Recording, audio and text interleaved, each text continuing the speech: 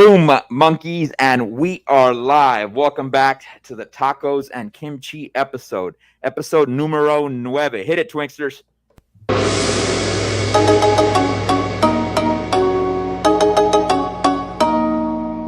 What's going on, amigo? What's popping, dude? How you been? Yeah. Run down, man. Run down. So between it's crypto mindset courses, working a daytime job, hanging out with the Mr. Storm, the German Shepherd, trying to get a lot of yard work done up here in the Northeast. And this is the first year, man, I think I've had like any kind of real borderline reaction to allergies. The pollen this year has been brutal for me. Maybe I'm just getting too old and soft, man. But I was mentioning like, oh shit, like he texted me, it's like, oh shit, I fell asleep. Give me 15 minutes, I'll be ready to rock. But yeah, man, hanging in there. How about yourself, Boogie? Yeah, I heard you had some good grub today. Yeah, man. I guess I'm Mexican. I could really tear this up, man. Freaking, I had some of that crawfish broil. You know, the type's got a lot of spice, Louisiana style. That shit is good. Sounds good, man. A little bit of Mexican vibe to it, though. You know what I'm saying? Because as Mexicans, we always got to add our vibe to it, including sushi. You ever heard of freaking flaming hot Cheeto fucking sushi rolls, bro? Yeah, they exist. Well, I mean, I've had like flaming hot Cheetos and like, all right, so like this, crawfish boil you were telling me about. Did you have corn and potatoes and stuff in there, or did you have something else? I met up with one of my homies, bro. And of course, look, dude, I've gone on dates and shit like that with chicks, bro. I mean, conversations tend to be a little bit more deep, bro, as far as fucking theology goes, as far as crypto goes, as far as business economics goes. He's a big time real estate guy. So we had a conversation about real estate. Me and this cat on real estate. So I met up with him. And I got some corn on my plate, a little bit of freaking doggone potatoes, but I give them mostly to him because I don't really fuck with carbs too much. You know what I'm saying? We all make choices. Yeah, man. I tore up the freaking crawfish, man. Tore up freaking crab legs, and I tore up motherfucking shrimp. Can't go wrong with that shit. You know what I mean? Yeah. Will that tear you up later? Royally. In other news, bro, I killed a third rattlesnake now. Numero tres. Yeah, you man. You got some new boots coming? What's in the works there? Dude, well, my dogs keep killing the black snakes, dude. The black snakes here in Texas are the ones that consume the rattlesnakes. And then they keep killing the possums, too. The possums fucking kill the rattlesnakes, too, man. That's like your Mexican form of mongoose right there, dude. You know what I'm saying? Interesting. Hey, man, like, I don't know. I don't know what the preservation of like snake skins, man, but I don't know. Maybe boots might be a bit much, but maybe get a sick rattleskin belt or something like that. Rattlesnake skin belt. That could be kind of slick. I ain't got time to fucking skin that shit. I don't know, man. It's an idea. Yeah. Maybe you got somebody. Maybe you got a guy who's got a guy. I don't own any pair of freaking cowboy boots, man. Maybe I should fucking get one of those, bro. Take all the rattlesnake skins to a local fucking shoemaker here and fucking have them work on the boots. You know what I'm saying? We got to acknowledge the first person in the chat, man. We got to acknowledge the first person in the chat, Mr. Agent J. Hey, what's up, dog? How you doing, man? Almost quick on the draw. Technical analyst, bro. This guy is a fucking master at TA, son. Yeah. I'm hanging out in sometimes the DGen Roundtable chats over there. Jay and Casey over there have a fitness subgroup over there. They've got like push-up challenges and people are posting daily workouts and like trying to make sure sure the crypto community stays or gets unfat.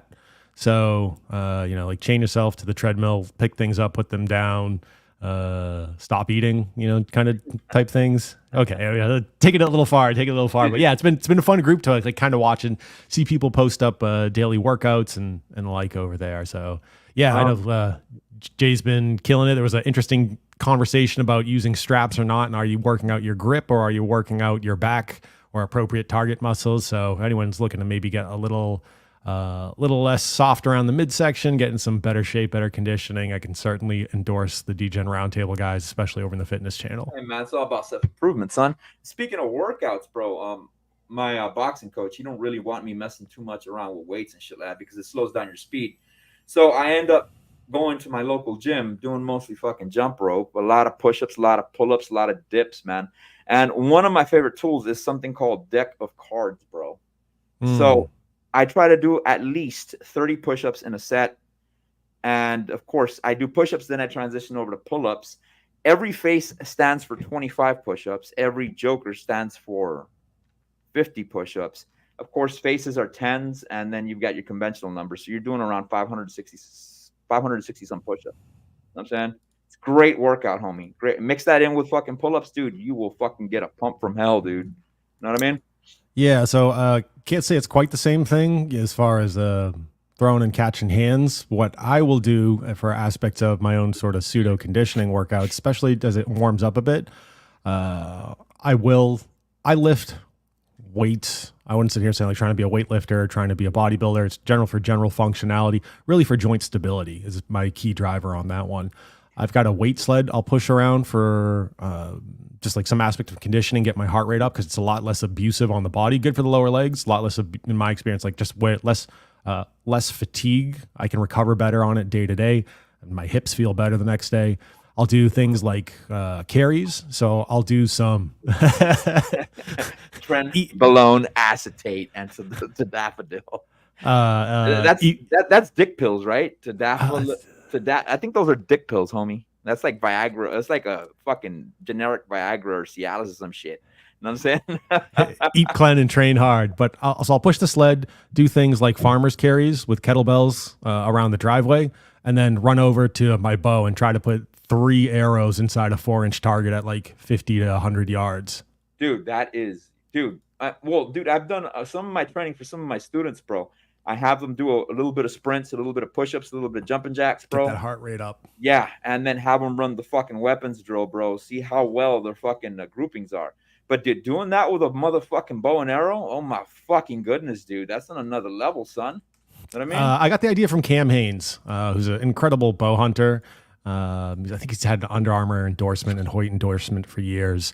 Interesting guy, friend of Joe Rogan, and one of the guys who I think really got Joe Rogan into bow hunting. But he's talked about trying to get his heart rate up just to simulate aspects of hiking, hunting, carrying. Now, I don't profess to be Cam Haynes by any stretch of the imagination, but I like the idea. And there is, first round's not too bad. By the second round, seeing a little bit of shakiness on the aiming. Third round, it's like, geez, it's very, very interesting. No, yeah, fuck yeah, bro. Going back to DCC, bro. Fucking add that shit to some fucking balls deep from the Hodge twins, homie. You got a winning fucking cocktail right there. You know what I'm saying? Yeah. So okay. I remember was it the Dalafil family or whatever. They're all vasodilators, right? Like Cialis and other stuff like that. Oh, so yeah. They were intended to be blood pressure medications originally, from my understanding. Yeah, that's my recollection too. It was originally blood pressure medications for like lungs and heart. And oh yeah, P.S. makes the pee extra hard. Yeah, extra hard. Oh my gosh, bro. And going back to the people in the chat, man, we got my amigo here, large and in charge. Smash the like button and subscribe. Leave a comment on the chat, monkeys. I see approximately 27 people here. I'd like to get 27 likes. I have linked my amigo here down here at the bottom, Mr. Angry Twinkie. Go ahead and give him a follow on YouTube. Like the video and subscribe, killers. We got my other amigo here, Centurion 54X. Every time I think of this cat, man, I think those rail systems of the company fucking Samson that they made those Century Arms rails. What's up, everyone? Thinking of swapping part of my soul into ETH. Think we're going to get a post-ETF dump, or did everyone learn from BTC? And then we got Damien. Hey. You know what I'm saying? And large and in charge. That's not a fucking bad idea right there, Twinksters. Rattlesnake mask. Now that could be a cool one. That would be very unique. We got my amigo here, OG. Shout out OG. Good to see you, my man. What's up? It's good to see OG coming through. Yeah, man. And we got Smooth Brain. Sup, gents? What's going on, dog? We've got various things to cover here, cats. Last stream, well, not the last stream. The last stream, it was based on Phantom's new upgrades, which were based on Sonic. We're going to talk a little bit about that today. But I was supposed to show a certain meme out there. It was called PTGC, the Gray's currency. Yes. Yeah. So I'm going to go ahead and bring it up today, man. We're also going to cover a little bit of Giga Chad. Let's give Mr. Twinksters a round of applause here for picking up that motherfucking Giga Chad fucking meme, bro. Dude, at that time, Twinksters, dude, like memes were just flying up the yin yang, bro. I didn't know what to buy, homie. I should have taken your advice and got some of that freaking Giga Chad. That shit would have done fucking awesome. I think its current market cap's at about, let me check here, 38 million, give or take. Ballpark. Yeah, it's like fluid, right? Yeah, 36 and some change today. Yeah, man. You know what I'm saying? And then we got my amigo here. Hey, by the way, Twinksters, you and I and this cat need to do one stream together, man. Two fucking fundamental analysis guy with a TA guy. Mr. Black Label Expat. Didn't think the ETF would come so soon. So if you cats don't know, Ethereum ETF was freaking approved, bro. And I was a naysayer on that bitch. I didn't think that motherfucker was gonna get approved, but it got a fucking approved, bro. Now, of course, this is me doing moon math. Moon math. Not guaranteed it's not gonna happen. Hey, Boogie said this. No. No, well, yeah, I did say this, but I'm not saying it's really, really, really gonna happen. I'm talking about 26 to $32,000 Ethereum as a possibility, being extremely bullish, man. What sayest thou, Twinkie? Is it a lock? It's a lock. No, it's not a lock. Or at least not in my opinion, it's not a lock. I guess we got to like go snatch Nagabo's crystal ball. I'll read some tea leaves or something over here. Maybe we'll ask DCC to crack some chicken bones or something and kind of see what the consensus is. Do I think it's possible? Yeah, man. I mean, the way it's been a crazy year. I think anything is possible. Damien talking about the hammer of the gods over here. Yeah, listen, tequila creates crazy nights, bro. Yeah, bro. You know what? I've heard that Cialis or I think Viagra is a great fucking tool to use at the gym, not to show off to the ladies, but to get a motherfucking pump while you're working out. You know what I'm saying? Different kind of pump Yeah, of like well, literally both kinds of pumps, bro. Both kinds of pumps, bro. Yeah, man. Yeah, dude, that's wild, bro. That's wild that the ETF got fucking approved. Now we gotta talk about fucking how this is gonna affect Pulse Chain, man. I've argued the fact. I've argued the fact, man, that if Ethereum goes up to $4,200 to $4,000, and we get Crypto.com or the Crow token going up to about 40 cents, 50 cents, bro, and Pulse Chain hasn't moved, I'd be a little bit concerned, man. But I think by that time we should be on the go upwards, bro. Somi, I tried finding the post, Twinkie. I couldn't find it. Somi did post something that there's a mega whale out there dumping a shitload of fucking Pulse Chain tokens, bro. And by that I mean Hex. By that I mean fucking PulseX. By that I mean fucking eHex. Yeah, hundreds. I think it's like literally hundreds of billions of tokens. I think I saw that they had this whale or entity had 500 billion tokens, but has probably dumped or burned through 400 billion of them. So yeah, I'm sure there are other fat stacks in that wallet or through multiple wallets on that front. Yeah. Look, shake and loose the weak hands. Maybe some people are impatient. Maybe some people have overinvested by a lot and need devs to do something on that front. It doesn't change my plan. You know, again, I watch what I think are going to be some key DCA points, or does it fall below my average purchase price? If yes, and I have conviction in the project, I will continue to DCA some funds into it. So yeah, that's what my plan is. Shout out to my homie too, man. He's not here right now, Mr. Tex-Mex. That cat just texted me, man, that he bought some motherfucking Pulse Chain. This motherfucker got some balls of steel, homie. I mean, of course, if we buy some right now, dude, it's some scary times to be buying, bro, but these are the times to get it. And speaking of tokens to buy, man, you know what? I'm probably going to cover it today. Twink, just do me a quick reminder, bro, before I end the stream to cover Jewel. I was actually fixing to buy some Jewel, bro. I was kind of hoping to the 29th rolled around because that would be the 14th day of its 20-day cycle, because Jewel was at a value of about like 12 cents, bro. I wanted to get some more of that shit. While everybody's sleeping on it, I wanted to ape into it, even though there's FUD out there in the market. You know what I'm saying? Yes, sir. All right. Well, enough serious talk. Let's go to some fucking memes. Because how serious is it? We're talking about how serious can it be? We're talking about like taking Viagra, going to the gym, smashing tequila, smashing 304s. Yeah, man, getting fucking rattlesnake masks and popping fucking rattlesnakes, dude, and buying that other shit out there, man. We got a couple fucking memes here, bro. This one's pretty intriguing, bro. Thank you for sharing this one with me, Twinksters. But let's go over to this one, homie. And this meme says, we can bang, but just wait until my son goes to sleep. This little guy at 2:07 a.m. This is going to be funny, homie.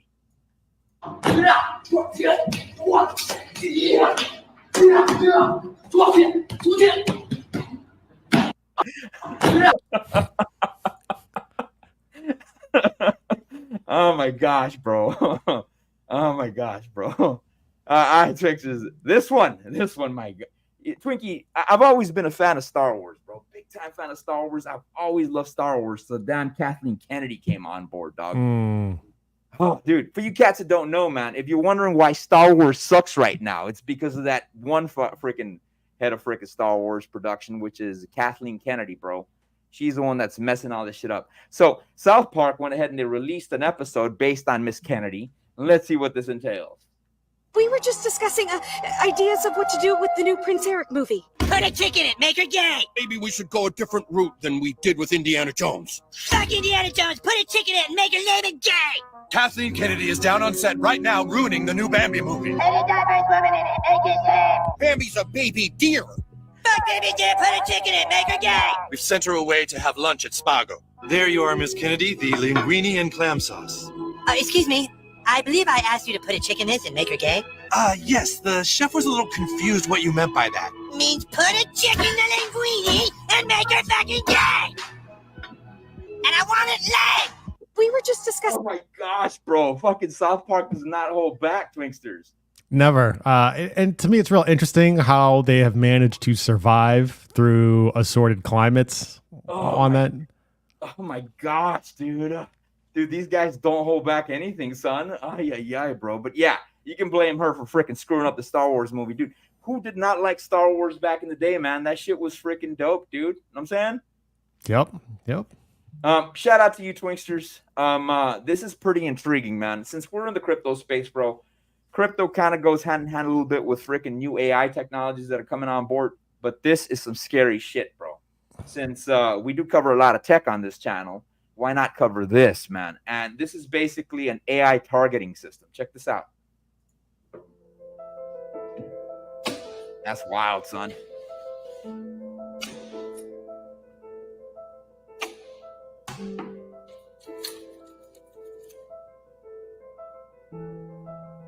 That's crazy, right, Twinksters? Skynet, right? Terminators. It'll be so one-sided if something like that comes to fruition. No one will have the stomach really to send in troops against that kind of onslaught, or would be quickly demoralized. Yeah, well, I would argue, Twinkie. I would argue, man. And of course, you and I have had this debate for, but this makes for good content, bro. This makes for good content. Historically, guerrilla warfare has always won in the long run, bro. I wonder if AI can stick up to freaking guerrilla warfare, bro. Because, I mean, it is the cheapest form of warfare out there. And the innovation that humans could come up with, bro. The ingenuity humans can come up with. You know what I'm saying, dude? Yeah. Hypothetically, if this was like, Terminator type era, well, where would my brain kind of go to defeat certain aspects of those systems? Like paints with sand to gum up the works, right? I would have questions about battery capacity on that. Like those machines are probably going to suck up a certain amount of energy. Batteries are heavy. They'll probably be combat effective with higher reflexes, better targeting system, longer distance. So, like the ability to shoot, going back to an earlier part of tonight's conversation, without getting fatigued, stability, right? All those little things. Draining energy, taking their central recharging stations offline type situation. Yeah, that's where you would have to have that guerrilla warfare. Yeah, man. I think it was, and now quote me on this, bro. One of my favorite helicopters, military helicopters, was always the Hind D. Are you familiar with the Hind D? Yes. Yeah, that was always one of the, because dude, it looked so freaking cool, and it looked like in the movie Rambo, bro. Like you saw it completely freaking loaded out. That shit looked freaking deadly. But I think it was when the Mujahideen, bro, were fighting the Soviets during that war. What the Mujahideen would do, they'd shoot a certain part of the rotor, or right under the rotor, and that spot would completely discombobulate all the freaking rotors, and it would just go down to shit, bro. And it was a real cheap method of taking down multi-million-dollar at the time technology. You know what I'm saying? So 69-cent bullets, bro, over a $3 million or $350,000 freaking helicopter, bro. In the long run, who's going to end up winning? Of course, I mean, this has never happened before, bro. AI versus guerrilla warfare. That's something to see, bro. And that's something in the science fiction books. You know what I'm saying? Yeah, hopefully it stays that way. In a Yeah, lot of ways. hopefully it stays that way. I concur. So just to quickly button up my side of that one, what I would foresee would be something like an AI mobile troop carrier, right? So it'll basically get on site, on premise, and then dispatch. Okay, we've seen like, I think one of the things the decades to come will be marked by would be increases in drone warfare. Not the big predator drones like type things, the little small one where I'm going to show up and push a button and 57, 11 billion drones are going to come out of the suitcase and then have some sort of hive targeting type system Yeah, with a associated miniature with it. fucking Semtex charge on it. You know what I'm saying? Yeah, Dude? so it'll get on site, right? And so that once they're on site, that's where they become extra lethal, extra dangerous. And I would see that being no different. Even joking Terminators and whatever else. The phase one is getting them on site, so they're not burning their batteries, essentially getting on site and then being deployed and dispatched on site. And then all of a sudden, it turns into like a building or street clearing operation powered by drones. Did you see the most recent RoboCop reboot that they did? I don't know, maybe it's like 2015, 2017. Yeah, it was pretty damn intriguing, bro. Yeah, Where, it wasn't as like where they made him think that he was making the choices, but in reality, it was the machine making the choices for him ahead of time.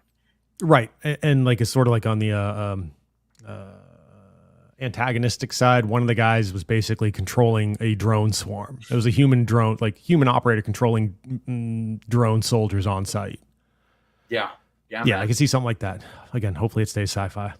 Yeah, man. Hopefully it does. I think I saw one, bro, and I think it wasn't real, but they brought the idea up of like a big mother drone, and it launches a bunch of little drones with explosives on it, and these little drones just freaking quickly fly into your forehead, bro, and they blow up. Boom. You know what I'm saying? Dude, that would freaking suck, homie. I mean, how do you stop that? It's like trying to stop flies. You know what I mean? Yeah, I know. You and I have talked about the Black Mirror on Netflix and stuff. We talked about a few episodes. Yeah. With the exception of that one gay episode, bro. I couldn't watch that shit, dude. There's for anyone who hasn't watched Black Mirror in general, I think like the first 5 seasons are really, really good as a whole. There's this one episode where, due to bee population collapse, they come up with artificial bees, like robotic bees, and it looks super cool. And then somebody ties it, or some buddies tie it into social media. And so like it starts a social media game of, like tweet the person you want to hate and hit them with this like, hashtag death note type thing. And what ends up happening is the person who starts this game flips it. And if you are the person who tweeted out the hashtag death note, they weaponize the mobile robotic bee swarm and send them against you, not the person you named as your target. So basically, if you were like, air quotes, wicked enough to name somebody you want to die, you were punished for it. Damn. The one episode I did see was that one Star Trek one, bro, where they download somebody's sentient aspect into a video game, or not into a video game, but into a sitcom. You know what I'm saying? Yeah, you're right. It was like an AI kind of sitcom video game, Star Trek, like facsimile. Yeah, you're correct. I remember that episode. It was pretty well done. In general, I'm a fan of the franchise. So, question: since we're on the topic of AI, bro, I'm gonna use a freaking AI Terminator, bro, on this thumbnail. I have to, bro. I have to. We've already gone too deep into the AI rabbit hole. Do you think it's possible, bro, that AI becomes sentient? Yes. I concur. For you cats that haven't seen the movie Her, bro, with Scarlett Johansson and Joaquin Phoenix, that movie is that's like the future of simps. The future. That is like the future of simps, bro, falling in love with their AI freaking companion on their phones. You know what I'm saying? Yeah, and we're getting closer and closer each time, right? Like the Matrix is coming. It's coming. I mean, people, for me, I do it for laughs. You can go check out Trump versus Biden on Twitch. It's pretty comical, and even then, it's a little rudimentary. We've seen evolutions in things like image generators, video generators. You can basically have AI research documents for you, bullet point them, create scripts, which you feed into another AI, which it animates. It's going to be a real interesting time for, I think, creative individuals and people who are good curators of creative content. So, maybe Boogie has an idea for, the Boogie anime show that you otherwise couldn't afford to fund. But hey, you spend a few weekends learning some halfway decent AI tools, and then all of a sudden you go to AI, you're like, this is my character, generate this script. This is my character, generate this script. Feed that into a AI voice synthesizer, an AI animator, and all of a sudden, you're selling your 30-minute episodes or producing them weekly and posting up to YouTube or any number of things. I think the future of art as it relates to AI this is just me speculating, will be one of, like being a good art and museum curator. You have discerning taste that somehow resonates with significant blocks of people. Yeah, man. Dude, The future can be very scary, man, as to what's freaking coming inbound, dude. You know what I'm saying? Let's see what it all entails. Twinksters, let's cover up the chat, man, and let's start moving on to the freaking the charts, Yeah. bro. Because I promise you, we will be here talking this freaking Alex Jones shit all the way to 10 p.m. Central Standard Time. You know what I'm saying? Yeah. I'm sure that people want to see like pretty colored lines and what they all mean. Oh yeah, fabulous, bro. People get they get freaking balls deep hard-ons for that shit, bro. You know what I'm saying? We got my amigo here, doggone Agent J. Apologies for my nephew. 2 a.m. karate. Hey, dude. You call that an apology, Agent J? We got my amigo here, Tex-Mex. Hey, Tex-Mex, I had mentioned to you, bro. Tinfoil hats will reflect the AI's targeting. That's hilarious, dude. We got my amigo here, Zenith. What's up, lads? And then again, Yellowtail, freaking Black Mirrors, so twisted. We got my amigo, Crypto Chronic. What's up, Boogie? And Twinkie. What's poppin', man? Hey, good to see you, man. All right, let's move on to the first freaking token of the day, and that is born ass motherfucking Bitcoin. But nevertheless, we are going to cover some freaking Ethereum after this because we did get that Ethereum approval, which is wild, man. Current value of Bitcoin at the time being, we've got about what 67,752. That's current value. We've been dumping a little bit here on the daily for the past couple of days. You'd figure that with this ETF freaking news, we'd end up rallying. It may be one of those sell the news events, if anything. I would not be surprised if Bitcoin stops here at 67,123 because we have a small area of support here at the shoulder of these candles. You know what I mean? And of course, it's making contact with these two right here and this one over here.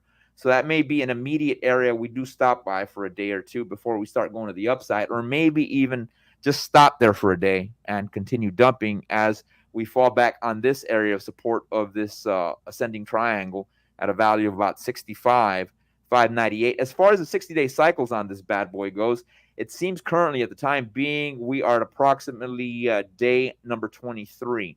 And I'm hoping you cats did manage to get into the crypto mindset course. Miguel and Charlie are dropping some major alpha down there, especially going on with Pulse Chain and things of that nature as to what's going on. Twinksters, are they having crypto mindset tonight?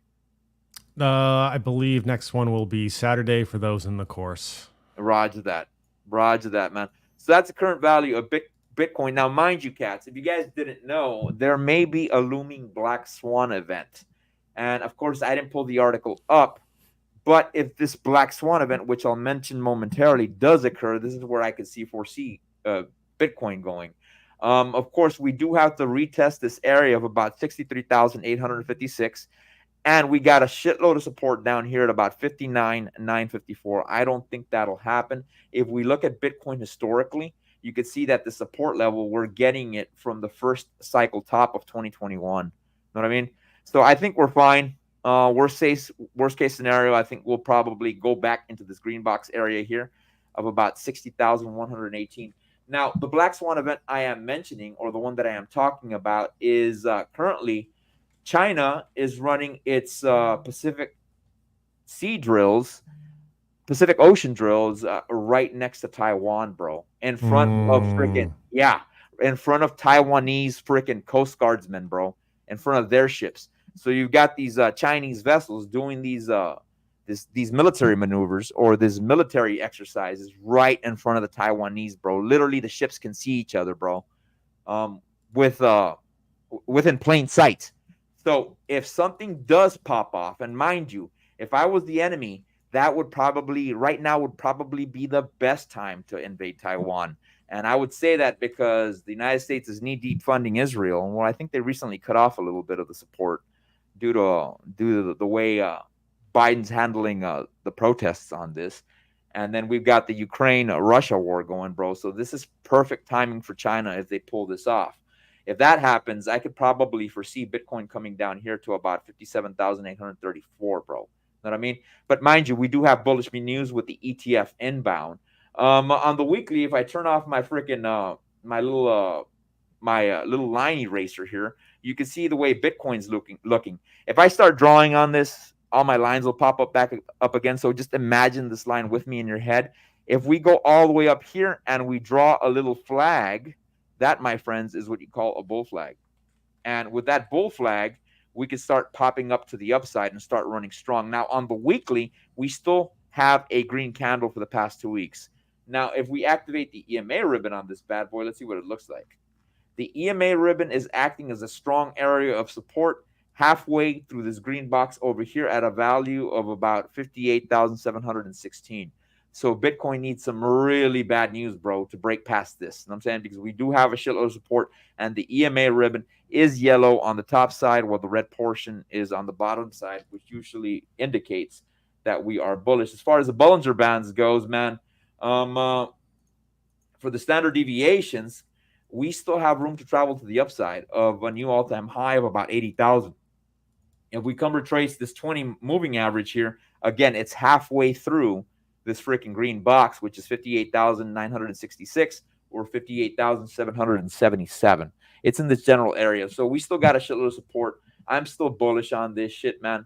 Let's go over to some ETH. Is there anything you want to add or anything you want to mention in your opinion on Bitcoin? Yeah. Just real quick, could you pull up my screen here? Because you're talking about a black swan event and being bullish. And I'm just going to sit here and say, not saying this is happening. I'm just saying I'm watching it. It's very interesting to me. Yeah. So speaking of bullish, we'll go with bulls, cows, right? Okay. I've been seeing a lot of chatter in the news. Again, I work in the medical industry for my daytime job, so we'll call it a little bit of selection bias. But second U.S. dairy worker confirmed with dairy worker infected with bird flu confirmed in Michigan. I have seen bird flu mentioned in more than a few cases. What struck me was at the later stage of the article / the end, ongoing vaccine discussions. Here it is. U.S. is in active discussions with mRNA vaccine makers Pfizer and Moderna on a potential vaccine for humans, a U.S. Department of Health and Human Services official said. So anytime I see something like that, especially these days, I guess maybe I'm a little gun shy after remembering things, 3-4 years ago and how that all worked out on a international level. And very, very intriguing. We'll see if this has any weight to it as far as how it gets played out with different governments around the world.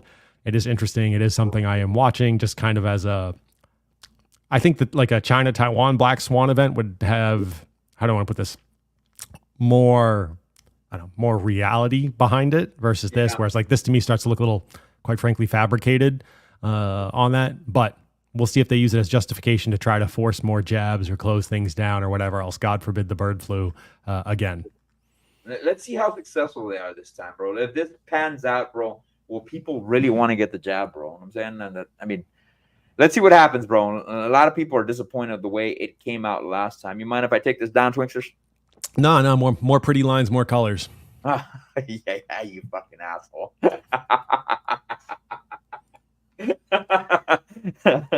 You make me laugh, homie. your comments, dude. All right, man. I see you got pretty lines there. You want me to share those? No. We what do you got next? Ethereum? Yeah, we got it covered. Yeah, go ahead and Twinkie, do you think you can? Do you know where we can find the chart, bro, on when the next freaking ETFs are based and approved? Because I know all of them didn't get approved, only a portion of them, right? Yeah, I think it was sweeping. All spot ETFs were approved, I thought, as of today. That's what I think Watcher Guru was saying earlier today on that one. I do have a site I can go pull up here. Give me a second. Cool. Go ahead, man. Current value of ETH is at 38.17. As you cats can know, and this is on the daily, as you guys see here, I do have this big-ass white line here, the value of about 39.39. The reason I marked that was because, let me see. The reason I marked that is because that's an immediate area we do have to break. And not only that, I'm expecting that once we cross this 39,000 line, we cross into 4,000, I would at least expect for Pulsing to start rallying and rallying hard, bro. Especially if crypto.com or the Crow token does start getting more normies in. That means we've gotten a lot more retail in conjunction with the value of Ethereum of about $4,000, dude. I think Pulsing will probably start running after that. Now, mind you, which day of the cycle are we on Ethereum's 60-day cycle? We are at approximately day 23. You know what I'm saying? That's where we're at right now. When could we see a mid-cycle dip? Possibly here around May 31st to about June 5th. That would not surprise me, man. And which area would we immediately go revisit? I would say here at about 35. And of course, after that, if we do break down lower than that, you're talking about somewhere over here of about 34,000. Let me grab this yellow line and pull it all the way up over here so you cats can see it. There you Why's it got to go. be yellow, Boogie? It doesn't have to be yellow, but I just put it on there, bro, because dude, I could see it clearly. You know what I'm saying? Yeah. So years ago, I worked in a print shop, and at the time, I'm sure things have changed a little bit since then, but the highest contrast color combination to the human eye was actually black and yellow. That's what the research was indicating at that point in time. I'd be curious in 2024, is it like, oh, it's hot pink and blaze orange or something like that? But back then, so like you think about things like yield signs and the like, right? Or warning signs, black and yellow. Yeah, it was. So at the time, the argument was that was the highest color combination, highest contrast color combination to the human eye. Yeah, that sounds like such a boring job, bro. Working at a print shop, I would lose my freaking mind. How did you like? I learned how to forge a lot of documents. Okay, well, at least you got some good data from there, man. You know what I'm saying? So, going back to Ethereum, going back to the Ethereum freaking chart, bro. This is on the weekly, by the way, and a lot like Bitcoin, you can see. Let me take off these pretty lines that I drew up here, and you can see that these candles pumped up this way. We had 1, 2, 3, 4, 5 weeks where we were rallying to the upside, and this is on the weekly. And then we ended up dumping all the way down here again. That also poses a little bit of a freaking bull flag, and then we get this giga chat candle to the upside, man. This is only entailing that we're going to continue rallying. Yes, on the daily it does seem a little bit bearish, but overall on the weekly that is a stronger freaking chart. And if we activate our EMA ribbon, you can see that the bottom portion of that Giga Chad candle acted as a launch pad, so freaking Ethereum could end up doing this freaking Giga Chad pump. And you can see that the top portion of the EMA ribbon is making contact with the immediate wick of that weekly Giga Chad candle, man. And we are rallying to the upside. Let's see how it's overheated with the Bollinger Bands. And dude, we're not even getting started. It's not even here at the first standard deviation, son. And the first standard deviation where it needs to cross is a value of about 4,079. And then after that, you're talking about 45.66. What is the all-time high on Ethereum to be exact? Let me turn off this freaking Bollinger Band. All-time high on ETH, you're talking about 48.68, at least on the Bitstamp chart. You know what I'm saying? So once we cross into that 5,000, man, dude, the Ethereum gas fees are going to get expensive, which reminds me, Twinksters, tonight I'm going to go ahead and get on my Gemini freaking Phantom because it's all ERC20 based. For you cats that don't know what an ERC20 is, it's Ethereum based. I'm going to go ahead and bridge that bitch over, bro, before the fees get too damn expensive. You know what I'm saying? So if you cats are holding on to Phantom via ETH, bro, fuck, dude, I would wait till 1, 2 a.m. and then start bridging that bitch over, bro, over to the Phantom side, bro, because the gas fees are going to grape you. Grape, like the flavored drink. You know what I'm saying? That's why I go with forcibly fornicated.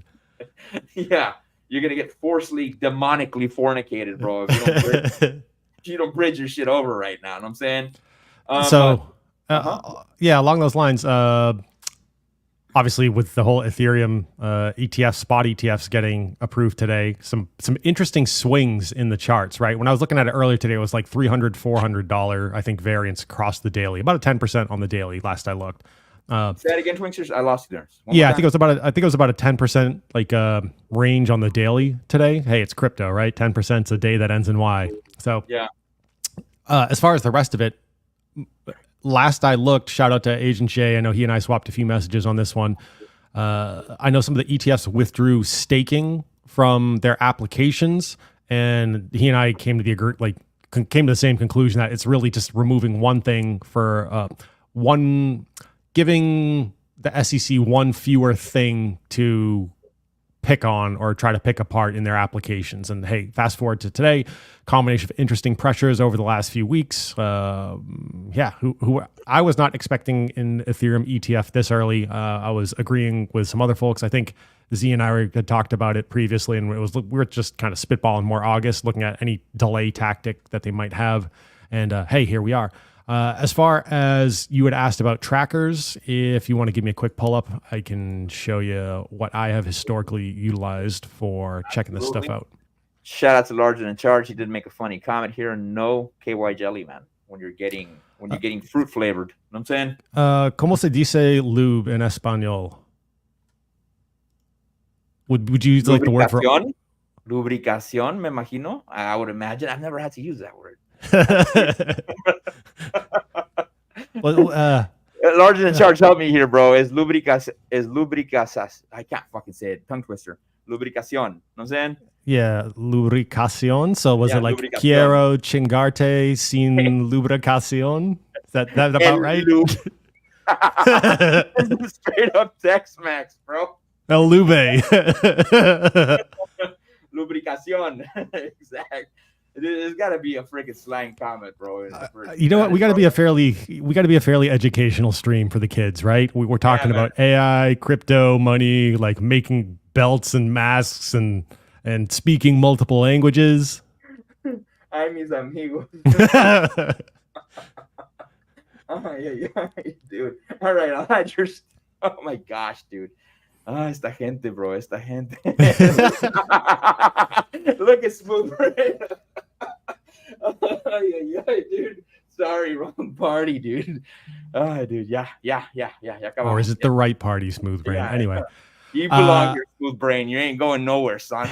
Yeah. So, okay, real quickly, I have been using Blockworks for this to track certain things because they had Bitcoin ETF, which is how I originally stumbled across them.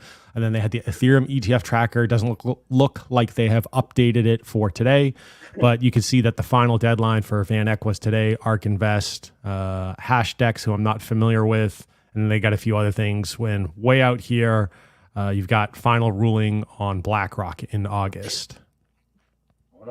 Cool, man. So there you go, man. So yeah, BlackRock's. I'll throw the link in chat for everyone who wants to bookmark it. I don't. Yeah. What do we got?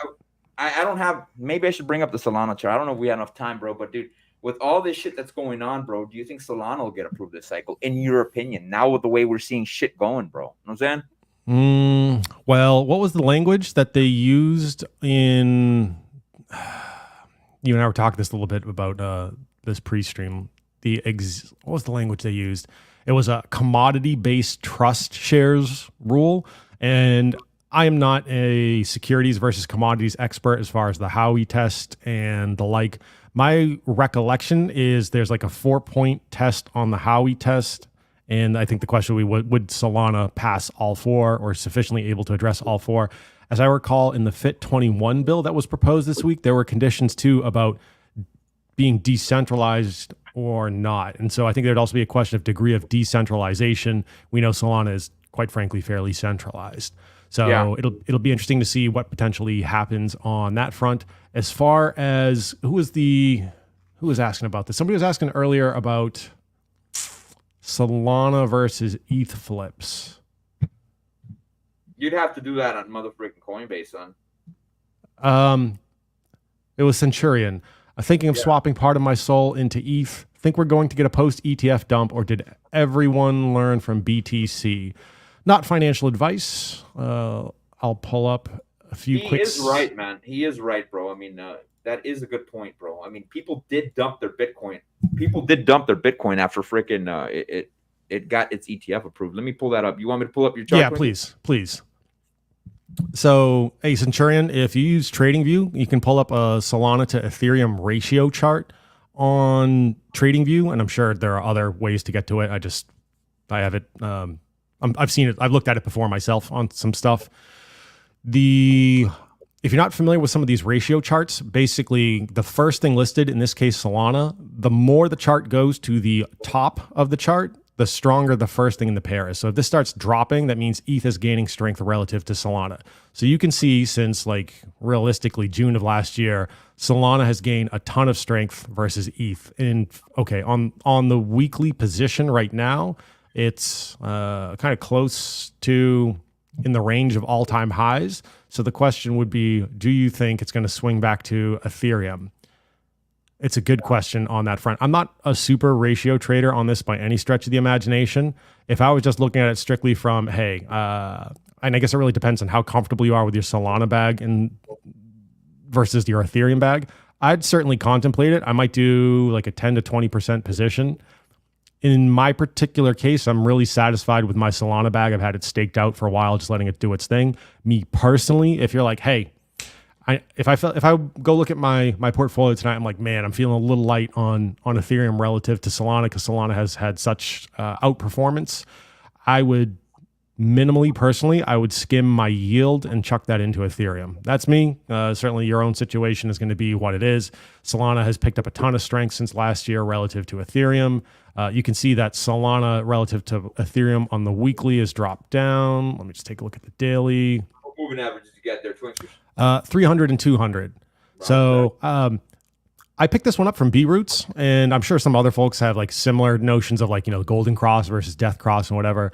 So B Roots had previously indicated on one of his streams I caught that when the 200 is above the 300, you tend to be on a bull market. And he uses those two moving averages on some of his BTC analysis. And so I was kind of curious, and I slapped on a bunch of different charts to see how well it holds true, and kind of does. I mean, for B Roots, I mean, I don't watch B Roots too much. I know he's one of those cats that's big time into meme coins. Does this cat run this chart on the weekly or the daily when he's running those two freaking indicators? He's on the daily when he runs the 200 and the 300 on that. And I've seen him use it for BTC. Can you put it on the weekly and try out those indicators, see how they look?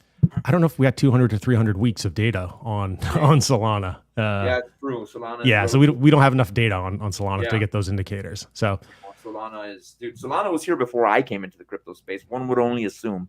Well, I guess it hasn't been days. Yes, weeks. No, is kind of how that one works out.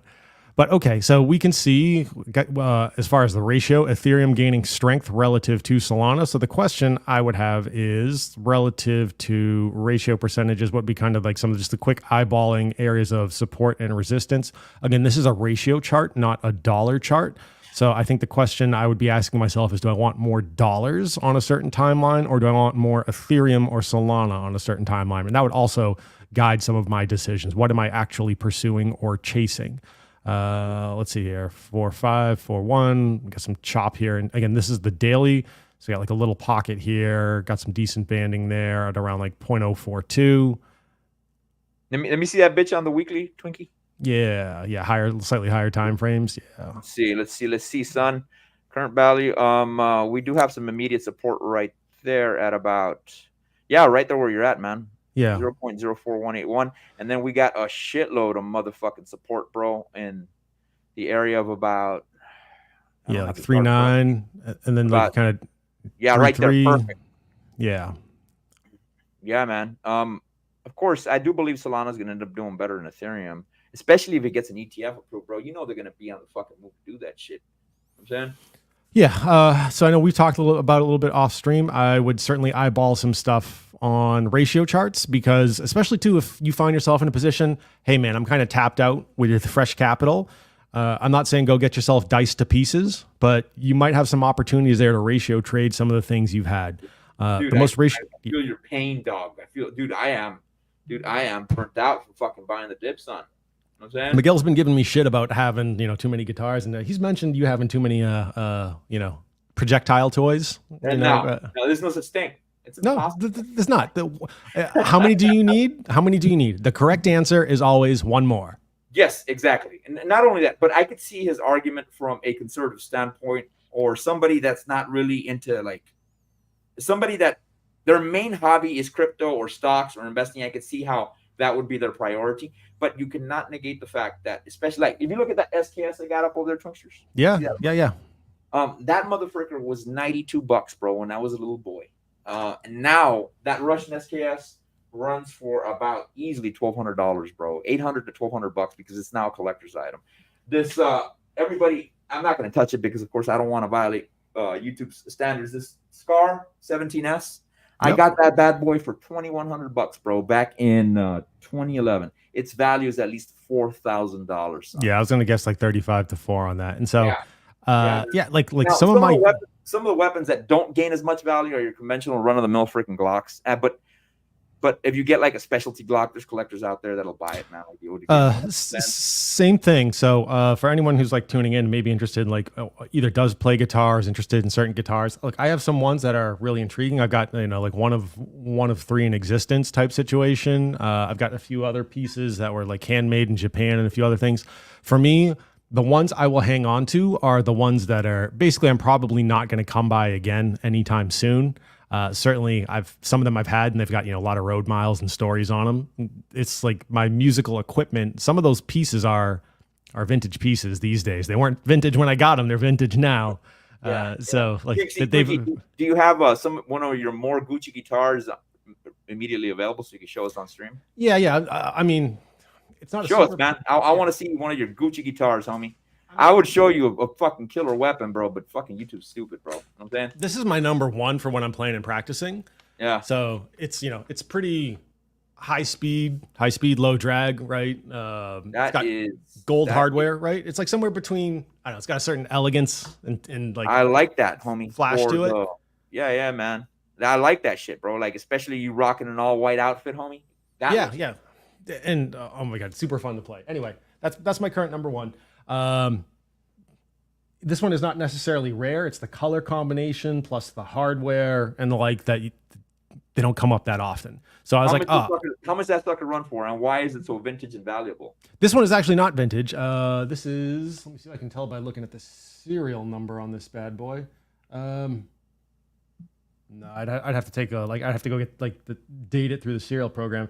So this is made by a company called Charvel, and a lot of the guitars, they have like a whammy bar. So if you think like back to 80s shredders and stuff like that, you hear all the whammy bar and screams and stuff like that. I actually don't like those things all that much because if you break a string a lot, like it turns into a tuning nightmare. You need to have a second guitar ready to rock in the event you break a string because it's all counterbalanced for a lot of those systems. So once something goes, the whole thing just gets shot to shit. You got to swap guitars. Something like this, fewer moving parts, right? So I just prefer it. I've always liked the sound of it. I don't have to deal with the tuning stability issues. If I can't make it happen on this, I ain't making it happen. Yeah, I get you, man. That guitar looks freaking Gucci, dog. Yeah. I got a bunch of others. Anyway, so we were chatting about some of the Ethereum stuff. Yeah. Quick final closing comment on my side would be effectively, I'm of the argument that with the Ethereum ETF passing and that language they used of it being, was it a commodity-based trust, which I'd have to see what legal implications that have. I'd love to know what like Nuclear Herbs, his take on that is since he's a lawyer. Would be any Ethereum. Also shout out to Death Scythe on Twitter. Hilarious dude. If we've had the opportunity. Dude, him and his spouse, bro, they're cool as hell, dude. Hilarious. But he made a point. Basically, through transitive properties, any Ethereum related fork should effectively be also classified as a commodity, aka Pulse Chain should have equally as strong, if not stronger, argument because it is more decentralized. Dude, yes. And with that stated, bro, we need to see Richard Hart win that case come this freaking October, bro. Or is it November? I think it's November, son. When he I thought it was October. It's October, yeah. I thought it was, but maybe they punted on it. Yeah. So he needs to get it dropped. If he can get that case dropped, oh my goodness, bro, sky's the limit. He's also been pushing the community to list us on Kraken or something of that nature. Quote me on that. You know what I'm saying? Yeah. I think it was Apex Hex over in the DGen Roundtable chat was saying like, hey, he's thinking stuff is going to be dismissed over there. I think there's a compelling argument for it. Yeah, it should be. Let's move on to some of the comments. We got my amigo here. Excuse me. We got my amigo OG Investments. Of course, he's talking about your guitars and my weapons. And then we got Farmer J making a funny joke. I'll give you 10. And then this guy's like, I'll give you 5. Tan locos. And then make money. I got a Mosin at Big 5 in California back in 2010. $100, dude. A Mosin now, bro, with a sniper Mosin, bro. You're gonna pay at least $700 or $800 for that bad boy, bro. So many Milsurp stuff, right? Like used to all be Milsurp rifles. Like you would walk into a store and they were just like crates of this shit. Yes, yeah. That is crazy, homie. That is crazy. All right. Since we talked about Solana, And we talked about that ETF. We have to bring up the Solana chart on here, bro. I haven't done a lot of freaking TA on it as of late, but this is my current Solana chart. Let me put this bad boy on the daily. And this is off of Binance, son. Solana's current value is at 173, bro. Of course, you can argue somewhat that this was a little bit of a bull flag. We came down, we pumped up, and it seems we're pulling down again. And as we're pulling down, that in itself is looking like a bull flag before we start rallying up on the daily. Now, let's look at its history to see what we have as support for its current value right now. Let's go to the weekly, son. Of course, that is a green candle. If we retrace our steps, you could see during its first bull run that we're quickly approaching that area of support of about $174, bro, before we continue breaking to the upside. If we do end up pumping, if it drops, you're talking about falling on this area of support, but this is on the daily. Of course, it's showing it up on the weekly at about 143 bucks. But we also have this immediate area of support, which is these two candles at a value of about 148. Let's see what it looks like with the EMA ribbon.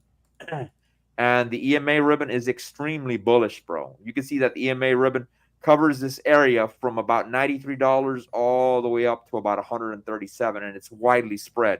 If you cats that don't know, whenever the EMA ribbon spreads out or it fans out, you usually get more volatility going to the upside or going to the downside. Now, what a lot of people are missing about this element, though, is that we are on the weekly. So if we're getting an EMA ribbon with a big ass spread from the value of about 137 to about 95 bucks on the weekly, that means we're probably going to get a lot of volatility, a lot of strong volatility to the upside. So yeah, you can argue, man, that Sol's probably going to pump. And if that pumps, dude, I promise you, they're going to submit freaking ETFs for this. Hopefully, it can get approved before the end of the fucking bull run, if anything, man. Let's go back to the daily on this biatch. And you can see that we just turned or flipped from being red or bearish down here to yellow up over here. So we do have this immediate area of support of about 162 bucks. As far as the Bollinger Bands goes, dude, we got room to travel. We are not even close to that first standard deviation of about 187. Second standard deviation would be 202. So, of course, Solana does look bullish, but my ass did not buy a lot of Solana because I was like, you know what, man? I'd rather buy me some Illuvium, son. Illuvium's got more potential to run harder now, especially that we're getting this ETF approved. Hey, Boogie, if you still got that chart up, can you flip back to that chart for a second on Solana? Absolutely. Here we go. You want me to bring up any of the indicators? Yeah, your EMA ribbon. So you're one of the very few analysts I've seen use the EMA ribbon in the crypto space. Yeah. What am I looking at when I look at an EMA ribbon? Because I'm familiar with Fibonacci extensions and retracements and some aspects of Elliott waves. I say you're probably one of two, maybe three people I've ever seen reference the EMA ribbon. Yeah. What do you? Yeah. Shout out to Ijaz A1 Crypto, man. He's one of the bigger guys in the Phantom ecosystem. He's a TA wizard. I think he's an Arabic cat, but he lives up in England and stuff like that, man. And he's the one that taught me about the CMA ribbon. Of course, I didn't talk to him personally. He was giving a free online course. So when I was learning technical analysis, this was one of the gems that he dropped, and I always see him use it in his analysis. Again, the EMA ribbon comes with two factors. You do have multiple freaking indicators here, which of course are EMA timelines, and then you also have the 200 EMA here at the bottom. Whenever you get a spread on the EMA ribbon, if you look at this spread, you see how wide it is, Twinkie? Yes. You can see that it has an effect on the market. See the volatility, how we pumped up with it? It usually does that whenever you get that spread on the EMA ribbon. Now, when the EMA ribbon goes from red to yellow, or when the red EMAs go to the top and the yellow goes to the bottom, you could see that we end up dumping. For example, as we were approaching that, we had all this dumping over here. You know what I'm saying? It also acts as a significant strong area of support. And you also have the secondary line, which is a 200 EMA, man. And this is one of my favorite tools to use. I really enjoy using it a lot. And for cats, well, he doesn't use, and I'm referring to EJ's A1 Crypto, he doesn't really use 60-day cycles. He uses a lot of the EMA ribbon, and he uses the EMA ribbon to indicate if we're going to end up being bullish or bearish. And if we break support or if we break resistance going to the upside, that entails which way the market's going. It just surprises me. And of course, I'm not saying that he's not a good technical analyst. He just does not use the 60-day cycles from Bob Lucas. Shout out to Charlie and Bob Lucas for using 60-day cycles. I decided to grab this tool from him and then mix in the 60-day cycles with it to see which way we're going. You know what I'm saying? Nice. Yeah. Again, I figured it's kind of unique to your channel so far in my travels. So I figured some folks might not be familiar with aspects of your TA. They might see the indicator but not understand why you're using it. So thanks for the explanation. Yeah, no problem, man. It's one of my favorite tools, bro. I love this freaking tool, if anything. That covers Solana, and it would not surprise me that we do get a Solana ETF approved. And which brings me on to the next L1, which is none other than freaking Phantom, son. I don't know if you cats saw Coin Bureau's recent freaking deep dive into Phantom. And of course, we were one of the first ones, Twinkie, to talk about their new Sonic update. You know what I'm saying? Not overall, but when they announced it and they were completely, I think they were voting on it from going from Phantom to S. And Coin Bureau did state that the dive that he did into it, it does seem that you're going to be capable, and this is what the voting community within the Phantom ecosystem is doing. They are mostly voting to go ahead and be capable of trading your Phantom token 1-for-1 for the S token, which stands for Sonic. Now, I have to say this. Let me take the chart off, bro, so you cats here, you lucky cats that are here, can hear me say this shit. Twinkie, what happened? And I know you know. What happened, bro, when the Pulse Chain ecosystem launched with PHEX and EHEX? Everybody thought that EHEX was going to be stronger for a longer period of time, and we thought that EHEX was going to be the stronger token. What things ended up flipping, homie. You know what I'm saying? And PHEX became the primary one. I am assuming that the same way it's going to play out when it comes to Phantom, when you can swap it out 1-for-1 for the Sonic token. What sayest thou? Yeah, I think there's two elements there. I think there's the longer term question, and then there's the rate at which things moves over. So I was swapping some messages with Zenith over at DRT, just talking about a few different things. I was like, oh man, I swore I saw Andre mention this some while back. And what they have is different technical update paths and the like. And so Sonic will be its new L1 chain. Andre was saying in one of his Twitter posts, you can, quick note, if you're ever following somebody on Twitter, I like to flip over to their replies page on Twitter just to see other things that maybe they did not directly post because they're posting it in response to someone. So it's one of my favorite things to kind of follow certain, either just key crypto people I dig. And so that's a good fundamental analysis trick, Twinkie. Yep. Yeah. How do you check the replies on Twitter, man? So like if you pull up, here, let me see if I can pull up my, let me jump over. Gone. Yeah, it's cool. I got mine up. Let me just make sure I don't have any, fascinating DMs. I don't want displayed. If I had more time, Twinkie, I wouldn't just solely dive into TA. I would dive into fundamental analysis as well, bro. You know what I'm saying? Yeah. Well, I outsource some of my TA between guys like you, Z, and J, and I can look at some charts and whatever else. It's just if I know plenty of super strong TA people, well, how about I bring something to the table that no one else is doing or looking at? And I've had this conversation with a few folks. If 50 people are looking in the same direction, do you really need me to be the 51st looking in the same direction? Or am I going to better serve the team and community by looking in a different direction or different angle? Yeah. So that was like kind of process of elimination on some of this stuff. But all right, let me just show you a quick screen share on this one. Hide the schoolgirls. The anime schoolgirls. They're twinksters. Hide the porn twinksters. I gotta get rid of the AI driven porn. Yeah. Well, while you're figuring that out, twinksters, I'm gonna cover the next fragrance of the day because people want to know about that shit. Now, for you cats that like boxing, I'm a big boxing fan, bro. I think it's a great art to learn. Of course, you can't compare it to MMA. And one of the more popular boxers today, which I am not a fan of, even though he's from Mexico, is Canelo Alvarez or Saul Alvarez, bro. I think he does bring a lot of judge power to his battles, bro. I think he should have the same record like De La Hoya's, the way De La Hoya's record looks, bro. But he is very marketable. He's a good-looking cat. People know that are good-looking in freaking boxing, bro, sell pretty well. People have asked him, what fragrance do you rock? His team has told the public, Baccarat Rouge 540. Now, I've smelled that fragrance, bro, and it smells like sweet rubber, sweet burnt rubber. Of course, some people's noses are more advanced than mine, or they smell things in a different palate than I do. So I went ahead and I bought a doggone clone to it where people are arguing that it's a clone. It's Barra King. This shit smells fucking good, bro. Now, what freaking notes do I get off Barra King? Let me show you cats off for Grantica, man. I would like to point out, Boogie, he probably has more head trauma than you do too, in the grand scheme of things. So, like, his nose might be a little jacked up.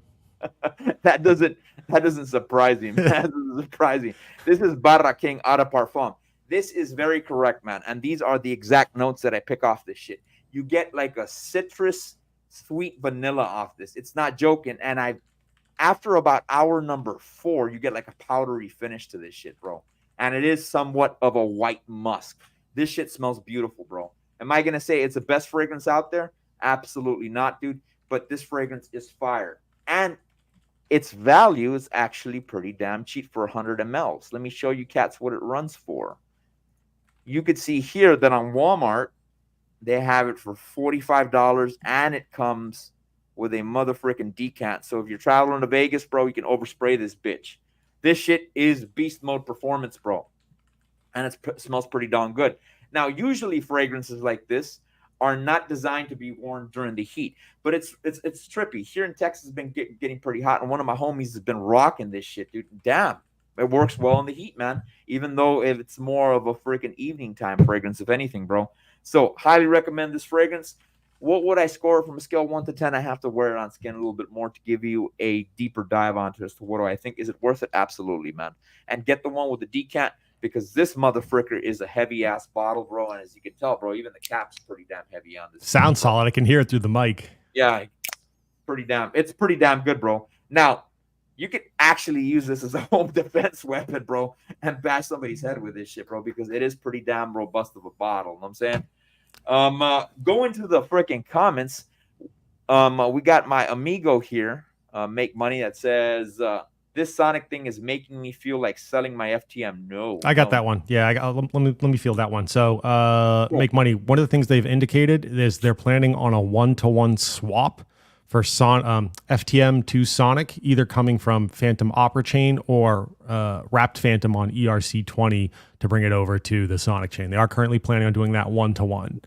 So effectively, you're already holding Sonic if you want to become Sonic. Yeah, I concur, man. Dude, just swap it for your Sonic token. Well, no, not financial advice. I'm going to end up swapping my shit for Sonic. And mind you, at first Twinksters, you could racial trade that bitch. Likely, possibly, right? Like, we'll see. There's some arbitrage opportunities on that front. I am of the opinion, and look, we don't know what Sonic is going to be priced at and how that valuation is going to work at this point in time. We just know one Sonic will be one Phantom. So, yeah, man. Yeah. I'm actually watching Phantom pricing.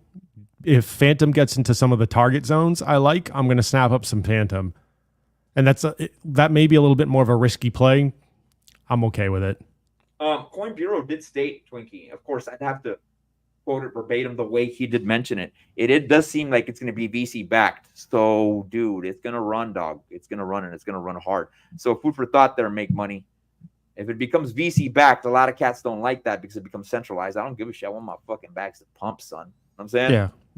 This is, like, I want my bags to pump so I can have more guitars, more Colombian nose candy, the extra bit of tequila and Cialis, and buy my anti-Terminator toys.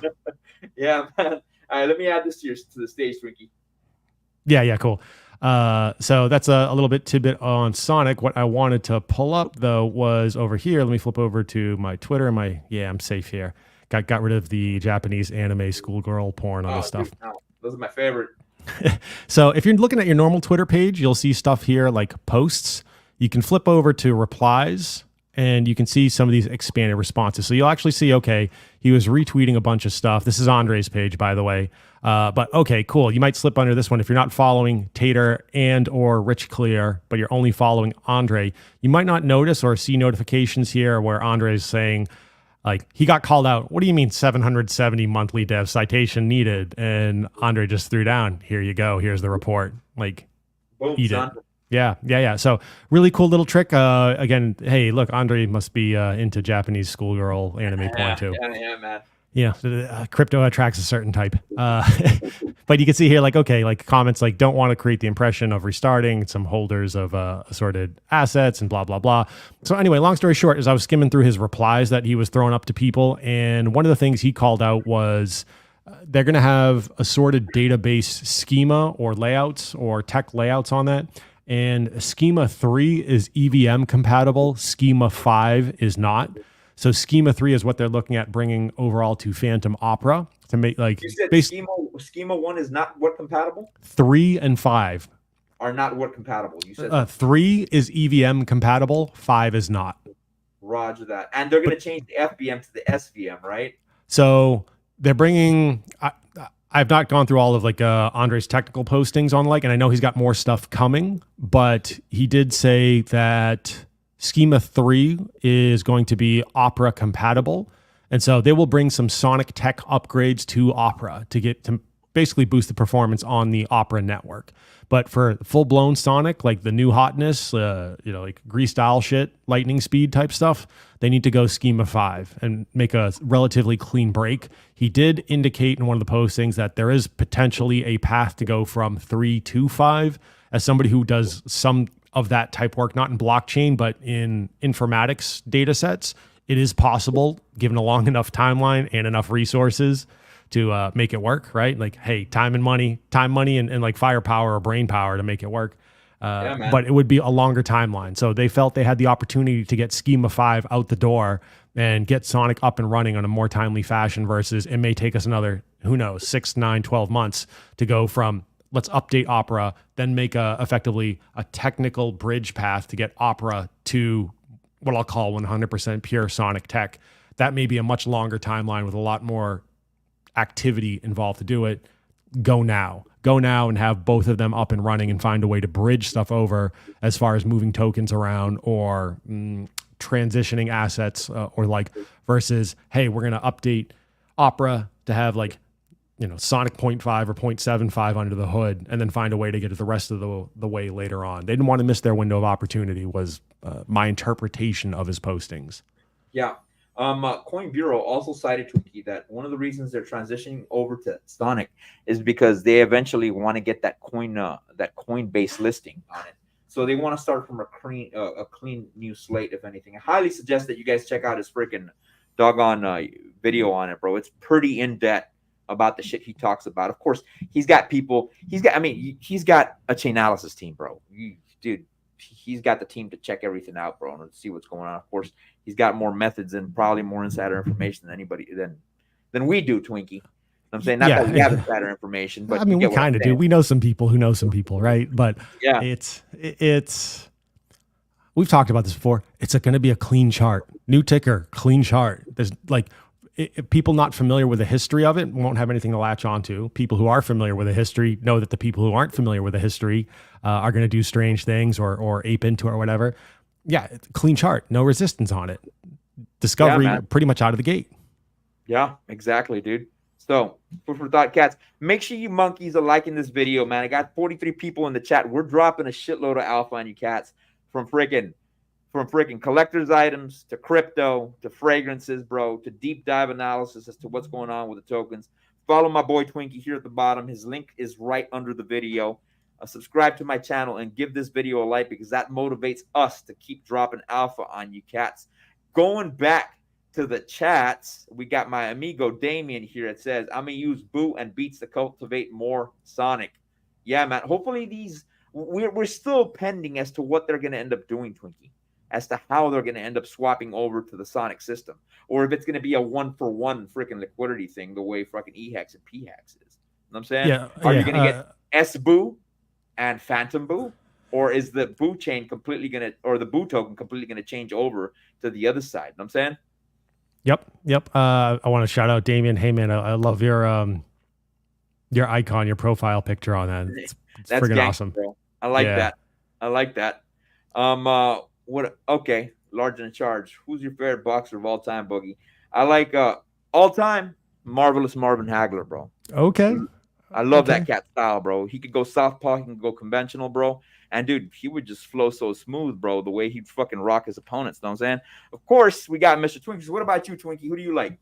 I mean, yeah, I'm of the right age. I remember when Iron Mike was Iron Mike. Yeah, man. That peekaboo style, homie. Yeah, yeah, Customato, Customato, son. right? Yeah, yeah, yeah. Like, and also too Teddy Atlas, being very familiar with the Dude, yes. Fuck yeah, Twinkie. Fuck yeah, bro. Teddy Atlas is one of my favorite trainers. Yeah. I'm actually an individual that follows trainers more than fighters, bro, because trainers make the fighters sometimes, you know? Yeah, you gotta have like the right pairing, right? Whatever the pairing of Customato and his crew with Mike, whatever that was magic.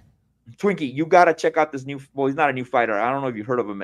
His name's Isaac Pitbull Cruz. Has a very similar style to Mike Tyson's. He's from Mexico, but it's a little bit more watered down. I think this cat should pick up freaking Teddy Atlas as his trainer, bro. Drop his Mexican trainers, pick up Teddy Atlas, man. Combination of champions right there, son. Know what I mean? Yeah, yeah. Of course, I also remember when Pac-Man was the Pac-Man. The very feared Pac-Man moving up around weight classes. Dude, yeah. I was there for his fight with De La Hoya, believe it or not. No shit, Yeah, because there was dude, a string. I lost $1,500 fucking dollars on that fight, bro. I was sure that I was gonna whip his ass because he's fucking dude. Pacquiao came up from 135 to fucking 147. Like, no mames, bro. 2 weight divisions, homie. Yeah. Dude, wow.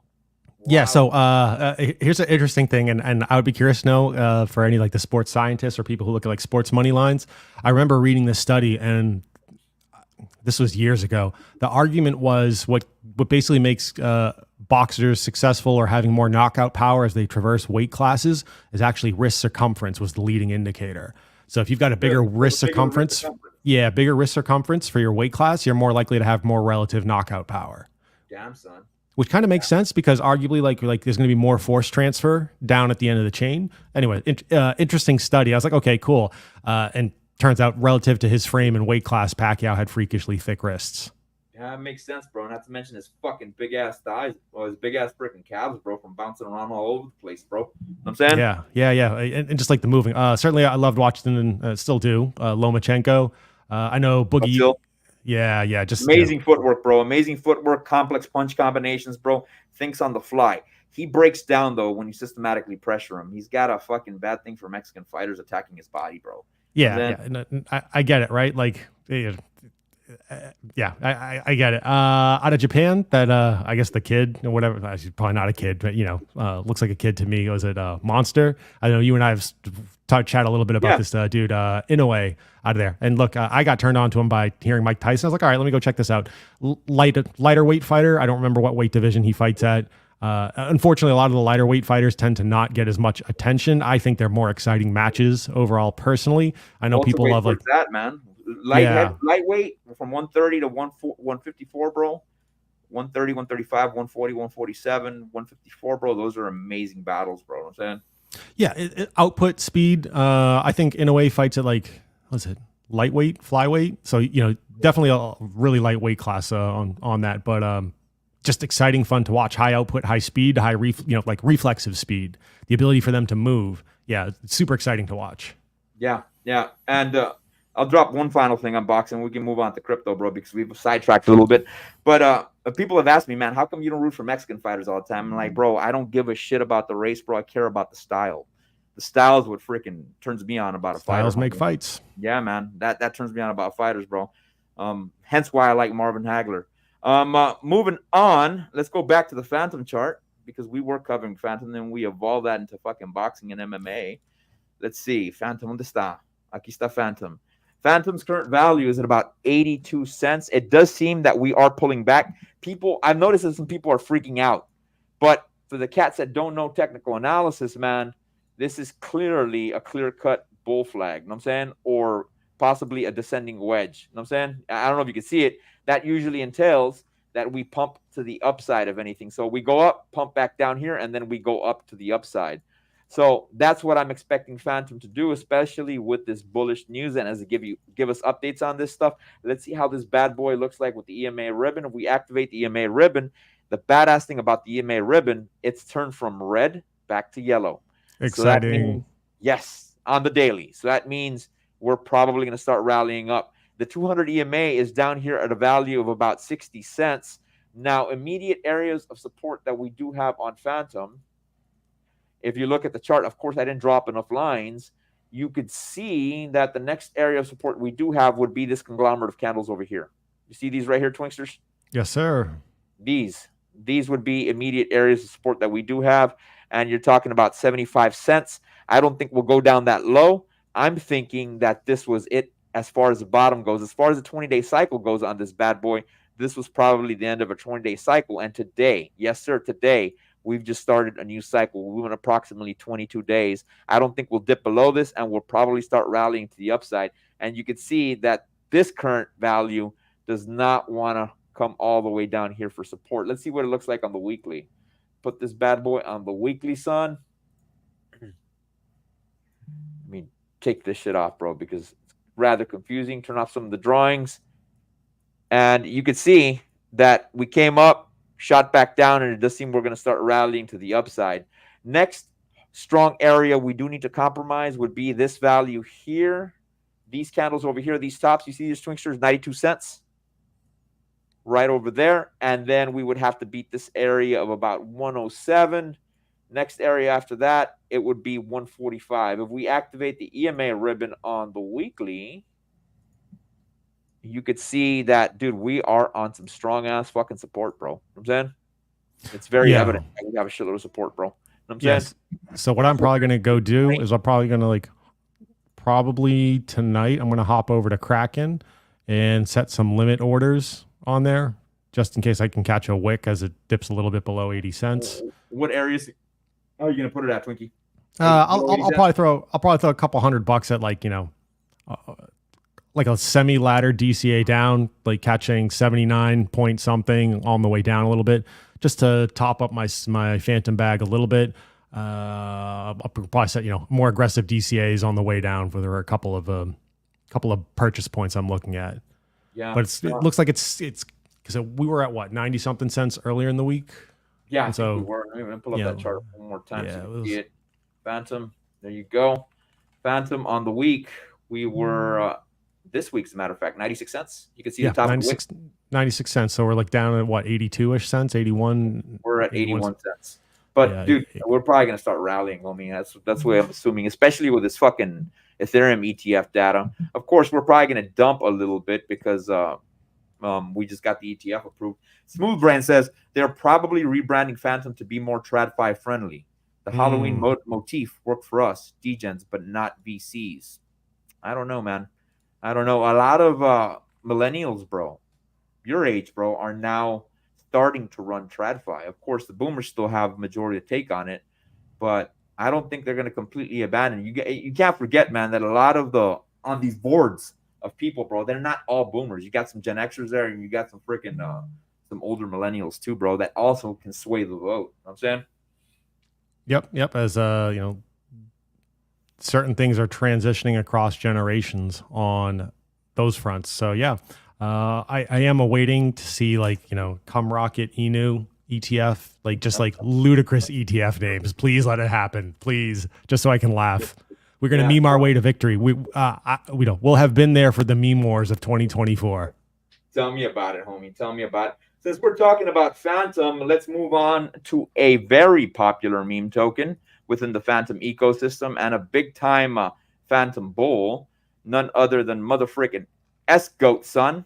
And yeah, man. Dude, look at where it was at, Twinkie. I remember you texted me and you said, dude, we should have gotten more freaking S-Goat. And I'm like, dog, it's at 21 cents, homie.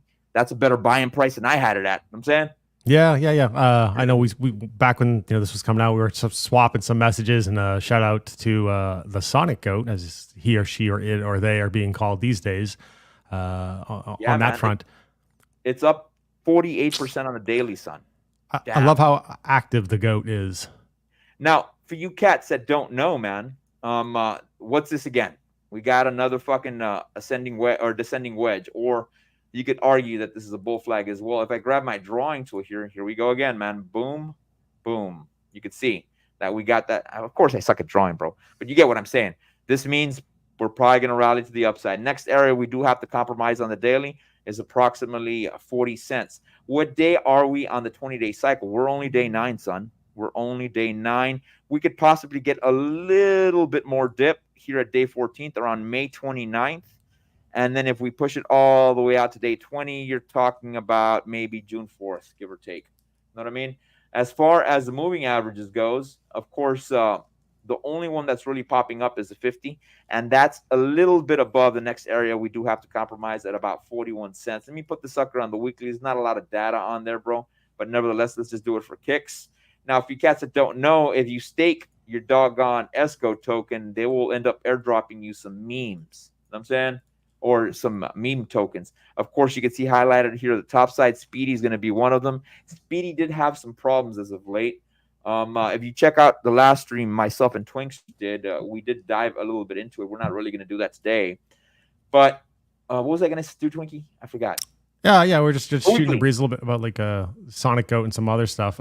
Real quickly too, I also want to announce or just relay to the audience here that Phantom has announced a meme season contest. The rewards pool divvied up across like first place, second place holders, founders or teams and the like is 10 million effectively staked Phantom through like SFTMX, the Phantom Liquid Staking Token, as powered by I believe it's Beethoven X on that one. So I know first place will get 600,000 of that staked liquid Phantom, with 480,000 going to holders and 120,000 to the team. So if you're into like creating memes and the like, not a bad gig, especially if you believe in the Phantom solutions.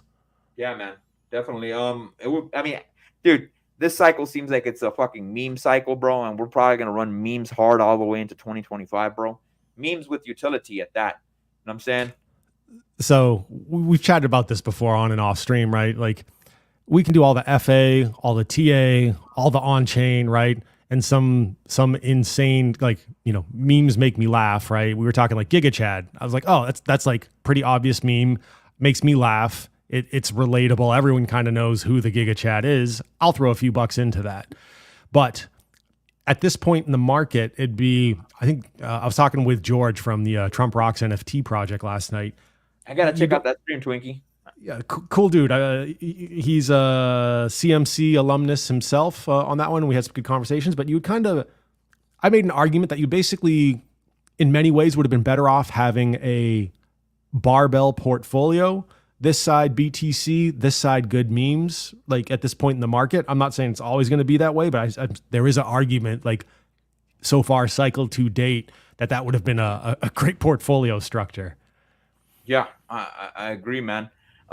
Speaking of memes, Twinkie, fuck, give me 1 second, Twinksters. Can you yeah for a second, man? I gotta let my dog go out. Yeah, no worries. I totally get it. So I'll verbally acknowledge a few folks coming through.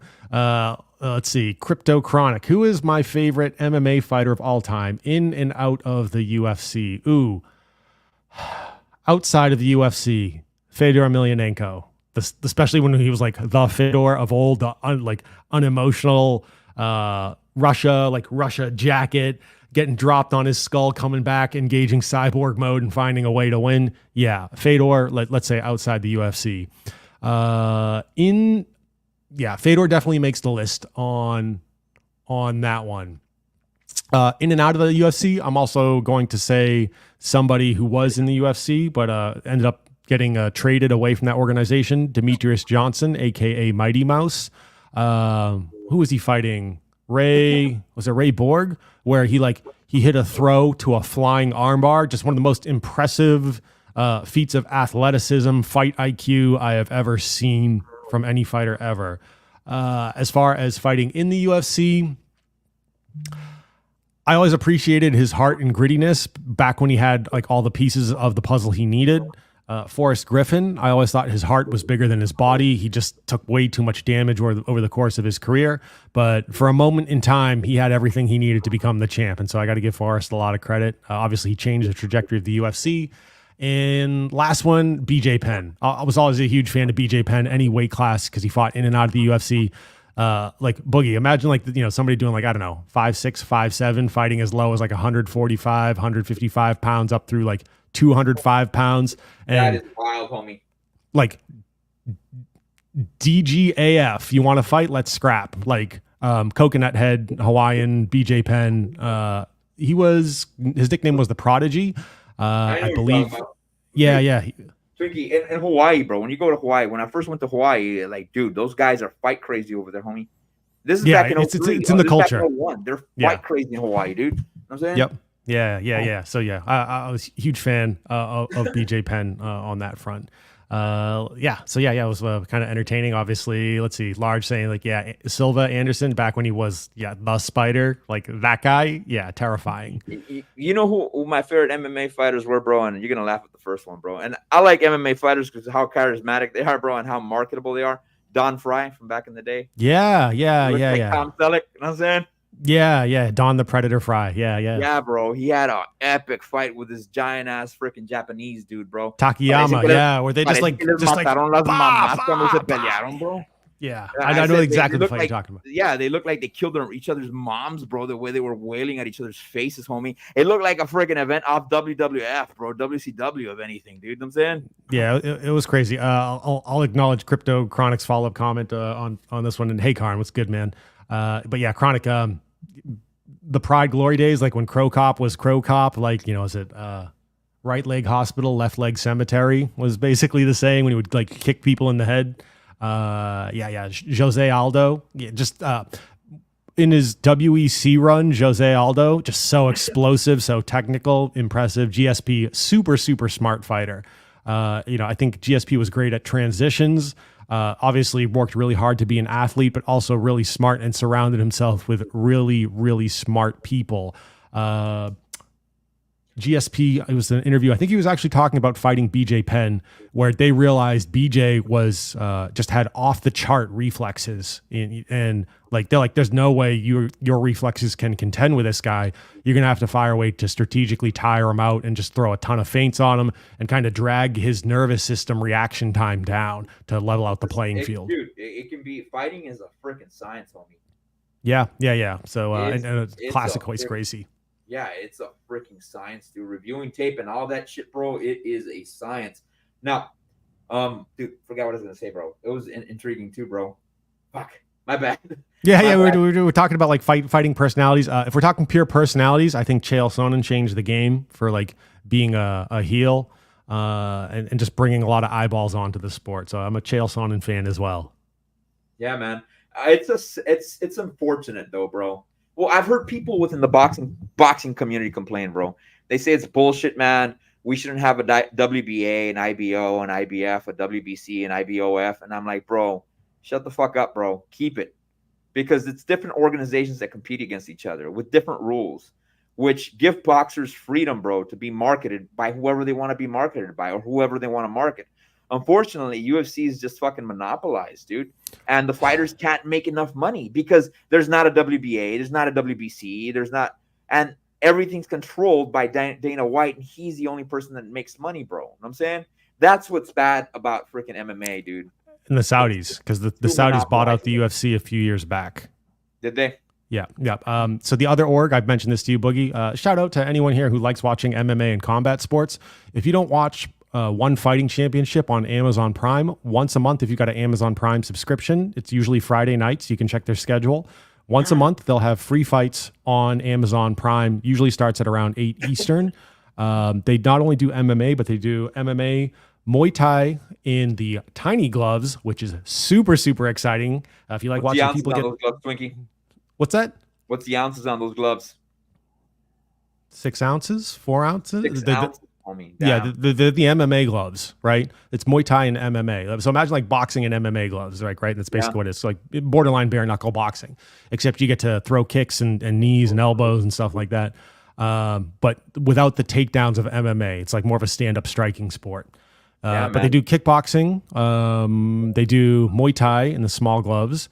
They have MMA and submission grappling. And for anyone who watched Pride back in the day, it's in many ways very similar to Pride as far as the overall production. True story. I actually met their CEO last year in Denver, Colorado. I'd actually gone to Colorado with some friends to watch the fights for one. It was their first event on U.S. soil, sold out, streamed around the world. I think if anybody goes really looking, I was on TV in like 100 countries or something like that for a few minutes. So we watched the fight, great seats, phenomenal venue.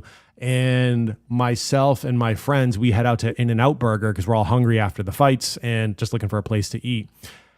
in walks the CEO of One Fighting Championship, Chatri Sidyadtong, with his bodyguard, clearly his bodyguard on that front. And Bodyguard let you go through, man?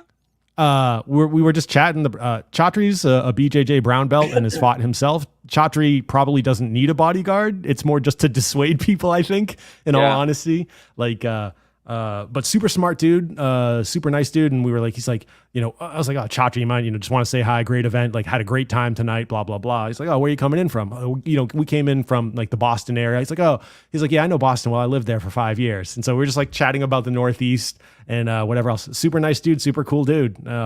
Seemed very appreciative of the overall turnout because they had never done an event in the US and it was sold out. Electrifying event. Awesome. If you get a chance to watch One Fighting Championship or go to an event, highly recommend you do. Now, Twinksters, we got to go to a fucking mega fight, bro, via boxing. We got to go to a mega fight via fucking UFC after we make it in the bull run, son.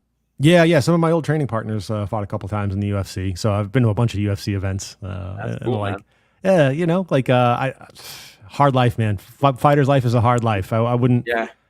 I I remember Bernard Hopkins, bro. Bernard Hopkins was a freaking prison champion, bro. Alien, he came out and he dominated the game, bro. And Ricky Hatton used to be one of my favorite fighters, bro, from Manchester. Yeah. And his family, I think, owns one of the soccer teams out there, not Manchester United, the other Manchester team. I forgot the name of the other team. And B-Hop came up to Ricky Hatton, what the fuck you doing, man?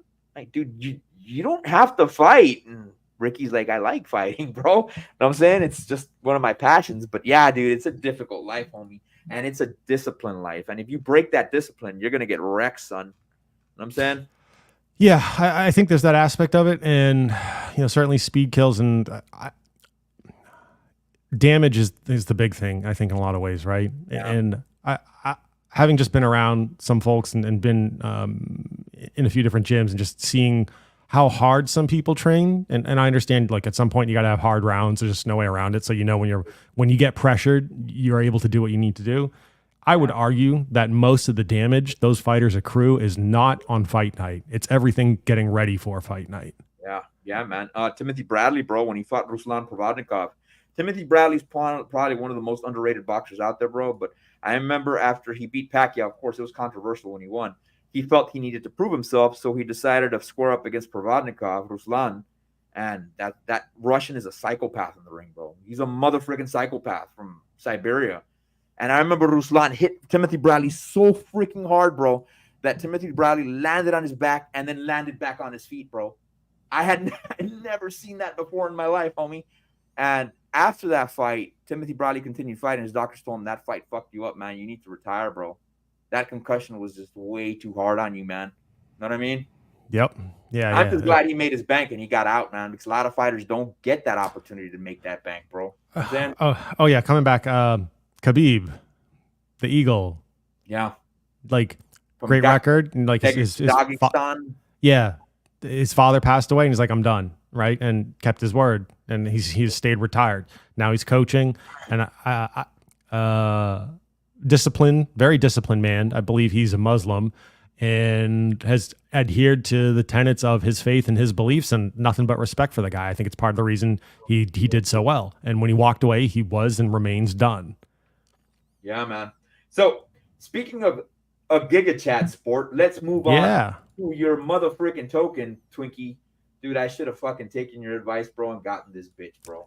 It's all right. You went harder on the Sonic Goat side of things. I went a little harder on Giga Chad. I think we'll do all right in the grand scheme of things. Let me turn off my drawings here. Of course, let me keep them on. Let me move this one.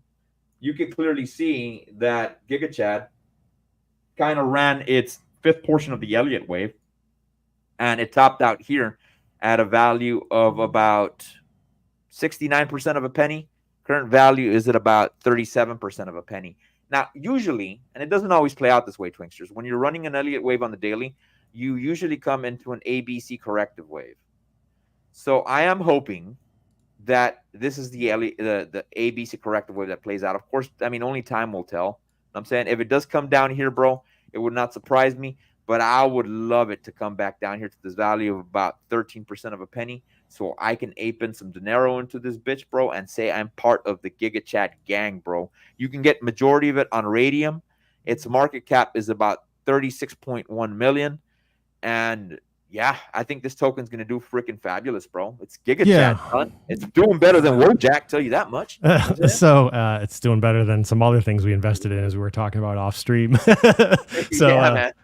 Yeah, I know what you're talking about, bro. yeah. I won't throw anyone under the bus on that one. But so what are the things? I mentioned this before, but why did I get into GigaChad? Okay, look, people know the GigaChad meme. It's got a ton of locked liquidity that will be available, so it's not like liquidity is just going to get ripped out from underneath it. It's memeable. It's popular. Still cheap comparatively. Do I think it's better than Pepe as far as like run potential? Personally, no. Do I think it's better than a lot of other memes overall and will have more consistent staying power, like Book of Memes and some other really weak ones? Yeah. And so I did some mathematications out and I was like, do I think I could hit $1 billion market cap? Sure. Do I think it can overtake a bunch of these other memes? Sure. Is it still comparatively cheap? Because I was getting it around 15 mil market cap. If I had been a couple of weeks earlier, it probably would have been sub 10 mil market cap on that. I saw it and found it when I found it and was like, oh, I did my enough research and to have the conviction to throw into it. And yeah, I'm totally satisfied with my position thus far in retrospect, right? Whenever you watch something go up, you're like, man, I wish I just put in more in the grand scheme of things. So what is my play for it? I'm looking for a few more X's before I de-risk and then, hey, let's see how this bitch runs. It may not be too late, bro. The thing is, when you're buying in the bear market, son, when you're buying in the freaking bear market, you're looking at the numbers from way at the bottom, but you're not looking into the future if you bought in the bear market as to how much more potential it still has to go to the upside. You know what I'm saying? For example, if you were to buy GigaChat right now and it ends up doing a 30x still, bro, dude, that's still significant gains, homie. I'm not disagreeing with you. I'm not disagreeing with you in the least, right? Like, only in crypto are we like, hose mad, too bad, so sad, only got like a 30x on it. Versus like, hey, I could have potentially got, like 100x on it or whatever. Oh no, like imagine that. I'm bitching about potentially catching a 30x because I didn't catch my 100x. Yeah, man. Let's see what we get for $100, man, on GigaChat.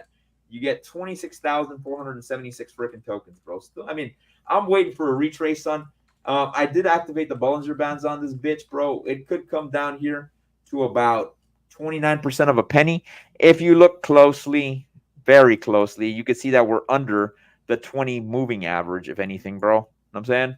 Turn off these Bollinger Bands, and you can clearly see, bro, that the only one that's popping up is the 50 and the 100, and the 50 is in the immediate area of about 25% of a penny, and then the other one's at about 17% of a penny, bro. You know what I'm saying? Yeah. Out of curiosity, what's the 5 MA look like on that thing? Let's see what the 5 moving average looks on this shit, son. And it just, dude, it's been piercing all along, bro. On the 5 day. With some of those wicks and the like, yeah. And so I'm assuming because of the volatility, that's why we're getting these wicks, bro. You know what I'm saying? Yep. So Boogie, why do you use the 5 MA? Usually, I wish I could show you an example, bro. Let me see if I can find an example. Yeah. I recognize this one's got a lot of volatility around the wicks. Yeah, this one has a lot of volatility among the wicks.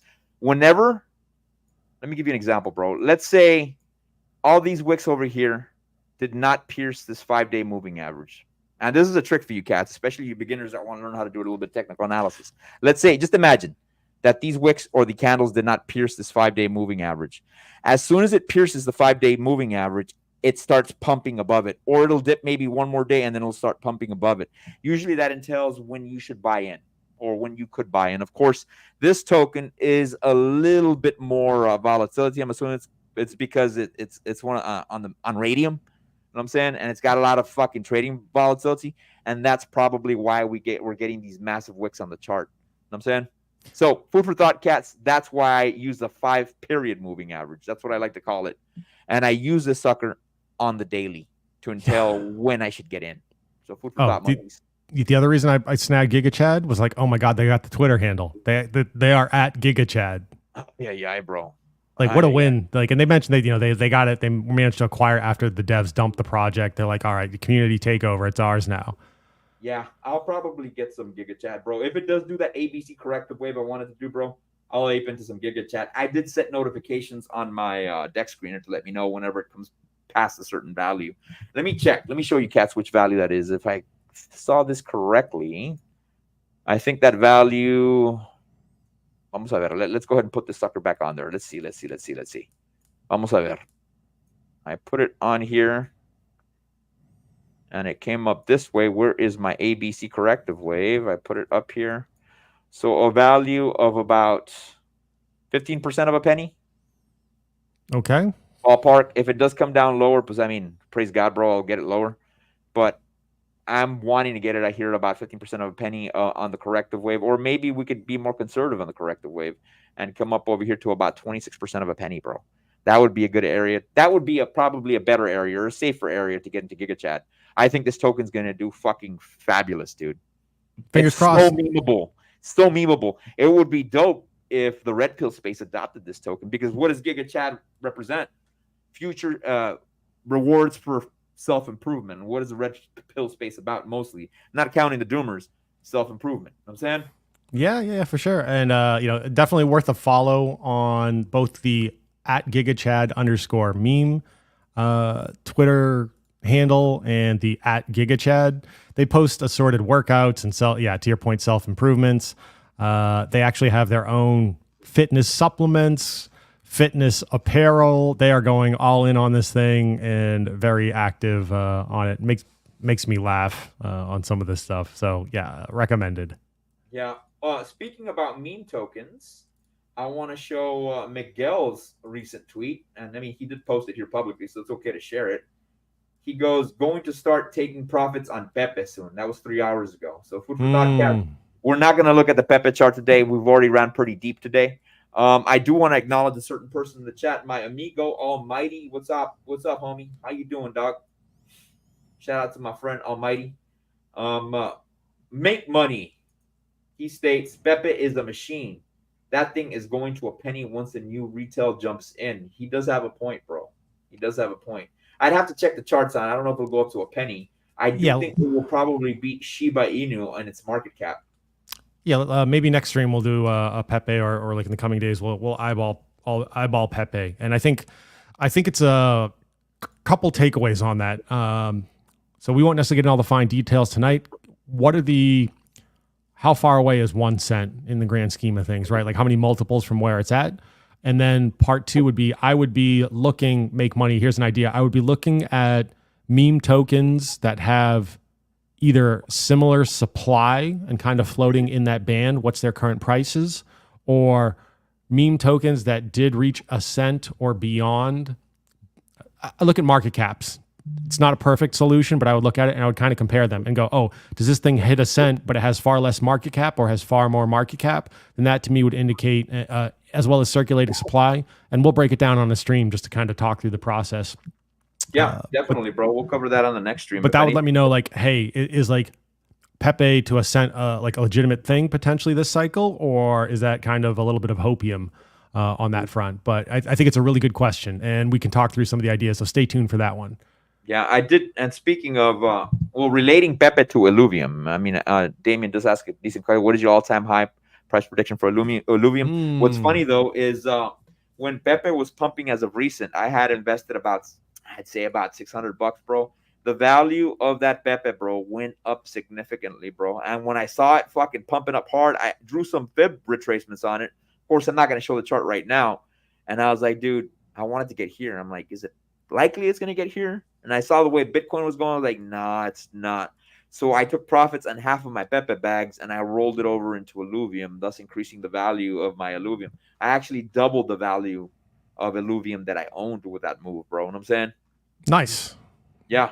So, Damien, we're not going to cover the Illuvium chart today, but I will mention this, bro. If you look at some of my prior streams, the all-time high on Illuvium that I'm expecting it to get to minimal is at about $4,000 to $5,000. I do think it will probably have huge potential, son, to go all the way up to $9,000 or about $8,500. And there's other moon math out there that we've talked about in the Crypto Mindset course or the Citadel, which I highly recommend you cats join with Charlie and Miguel. You know what I'm saying? And I can't drop that alpha because, of course, that's only for members, my friend. You know what I'm saying? I'll say this, ILV price prediction, there's a lot of if, thens, and buts. And one of the things I like to really quote, I swiped from Michael Gayed, is conditions dictate probabilities and probabilities dictate outcomes. And I know we talked about, like you and I have talked about pulse chain to 33 cents and people are like, GTFO. I'm like, no, it's possible. Some folks are even, I've seen folks throw bigger numbers like 40 plus cents, 42, 48 cents. And my point here is this number is possible if these things happen and these conditions are met. Failure to meet this means this no longer becomes possible. All that said, it'll depend on how well the game or games are received, like how well the Illuvium brand and product is ultimately received. Obviously, they got that partnership they signed with Samsung. I am thinking they will potentially launch the game as like a streaming type game. So you don't even have to download it, like Xbox game streaming, PlayStation game streaming. What was NVIDIA doing? Was it like Stadia? Stuff like that. And if it's well received, and how is Ethereum doing? Because Ethereum has the potential to drag up Illuvium with it on a number of those things. All that said, I'm not going to provide any further justification. My number is $11,475.81. That is what the tea leaves are telling me. Cool. That's some good alpha right there, son. And you and I didn't even talk about that, Twinkie. I'm brand new to this alpha. Shout out to Damien again. I did my first big DCA into Illuvium. I like the fact that you said big DCA into Illuvium a few days ago at $84. Congrats, man. That is at a good damn freaking price, man. You know what I'm saying? Yeah. I mean, just a few weeks ago, it was like what, cracking up around 200. So, over 50% off right now. And what's it like? I think it peaked up around 1,800 last cycle, something crazy. Granted, there's more total circulating supply this go around, but comfortable 10x to be had in there. I think very comfortably. Yeah. Not financial advice, so on and so forth. Yeah, easy 10x, homie. Speaking about Illuvium, I was talking to this one cat that was working at McDonald's. He was down on his luck, bro. And I mean, if you talk to Miguel, you know that I'm a big time freaking McDonald's freaking coffee nut. And their bakery's pretty good, man. I do got to give them credit. The bakery's pretty good. Yeah, you can't fuck with Mickey D's, man. The killer clown, bro. The killer clown always wins. You know what I'm saying? I'm not talking about freaking Stephen King's It. You know what I mean? McDonald's has way more freaking deaths, bro, than Stephen King could ever do, bro. I mean, than it could ever do, bro. You know what I'm saying? Speaking of that, I told this guy, well, bro, like, he goes, you into crypto? I'm like, yeah, man. He goes, well, what do you recommend I buy? I'm like, I can't recommend you shit. But if I was in your shoes and it was me, I'd get 3 Illuvium tokens. What's that? And Illuvium was like at $90, bro. I told him, well, think about it, bro. Illuvium, you want to make some bank on this, homie? I get it. You're McDonald's. You're not making a lot of dinero right now. But go ahead and freaking take a break a little bit on some of the fucking things you like to enjoy and try to spend at least $300. Get yourself 3 tokens. What you can do, use the rule of 3. Wait till Illuvium gets its all-time high. Wait for a simple 3x from its all-time high. That's $6,000. So the first token. Second token, you wait for Illuvium to go to a 5x from its all-time high. That's $10,000 because its all-time high was at $2,000. And then you have your third token as a moonshot. And I'm not going to mention how high Illuvium can get as per the Illuvium people, but it's a lot more than a 10x, bro. And I told him, if it meets this price point, cool. If you don't make it, fine. You at least made the other 2. Offered 300 smackaroos, bro. Not bad. Yes, sir. Yes, sir. Like, imagine how that could change that person's life too, right? In the grand scheme of things. Yeah, man. It's worth a shot, right? And I know Boogie and I have talked about this a little bit off stream. My whole rationale for a lot of my crypto plays was if I don't play the game, then my future is fairly set. What that looks like as far as working for the man and grinding it out and just being ground down to death by taxes and everything else. Or I try and Twinksters. I take the risk and I hit one out of the park. Maybe not, God willing, powers that be willing, so to speak, this cycle, right? This is my cycle. This is your cycle. And like everything changes, fingers crossed. I like that God willing you said there, Twinkie. Yeah. Turn to speech, brother. Turn to speech or turn to phrases. And like, so yeah, ideally knock one out of the park. If I'm right, it's pure win. If I'm wrong, nothing has changed. Yeah, that's true, man. No reason to not play the game. Yeah, and people have said, well, what if you lose all that money, bro? I could, dude, like, I could at least live with myself knowing that I tried, bro. If I'm old and gray, bro, and I didn't make it, at least I say I did everything in my power, bro, and I put it all freaking in an attempt to make it, bro. Instead of buying more fucking stupid fragrances or buying I mean, guns are always a good collection and stuff like that, but Yeah. something that could really give myself an edge as far as lifestyle goes. You know what I'm saying? Improved lifestyle, improved health, because Yeah. you've got So better finances. You know what I'm saying? I think a lot of the community will agree with this sentiment, and I've mentioned before I'm a big Alex Hormozy fan on it, and he breaks it down. It's like, oh, that's a nice way of explaining it, and it's just a little more direct than the way I would explain it. It's a lot like having a string of dominoes. It is very likely in your life there is one domino that you can tip over that if you get that one squared away is going to drastically improve and fix all the other dominoes, or at least huge portions of it. What is that one thing? For many of us, it is a certain level of financial independence and financial freedom. Because with that potentially comes the ability to have more time. And okay, we can sit there and talk about, okay, does it make sense to pay people to do certain things as you're building out your own business or building out your own brands or doing whatever else, versus spending more time reading charts or doing fundamental analysis or on-chain related activities? Point there is, in your life, there's very likely 1, 2, maybe 3 at most foundational elements you need to square away. For a lot of us, it's going to be finances are going to kind of be the leading tip of the spear. Certainly it can be fitness or other related activities on that. But I think for a lot of us, it's like, what does your physical health look like? And I'll extend that to like social and mental health as well, your overall health. And what do your finances look like? And there's a lot of interplay between those. It's really hard to be super positive and comfortable with everything, or be a low stress environment when you're struggling to make ends meet on working at McDonald's, right? So it's worth rolling the dice. I'm not saying like go aping your stacks into assorted meme tokens, although I'm sure there's somebody rolling through chat who was like, oh, I took a moonshot and dumped my entire stack in this one thing and it worked out beautifully, right? For every one successful story there's going to be 11 billion stories where people got it wrong.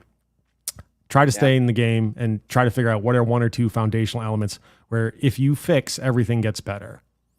That is true, man. My main thing is liberty, bro.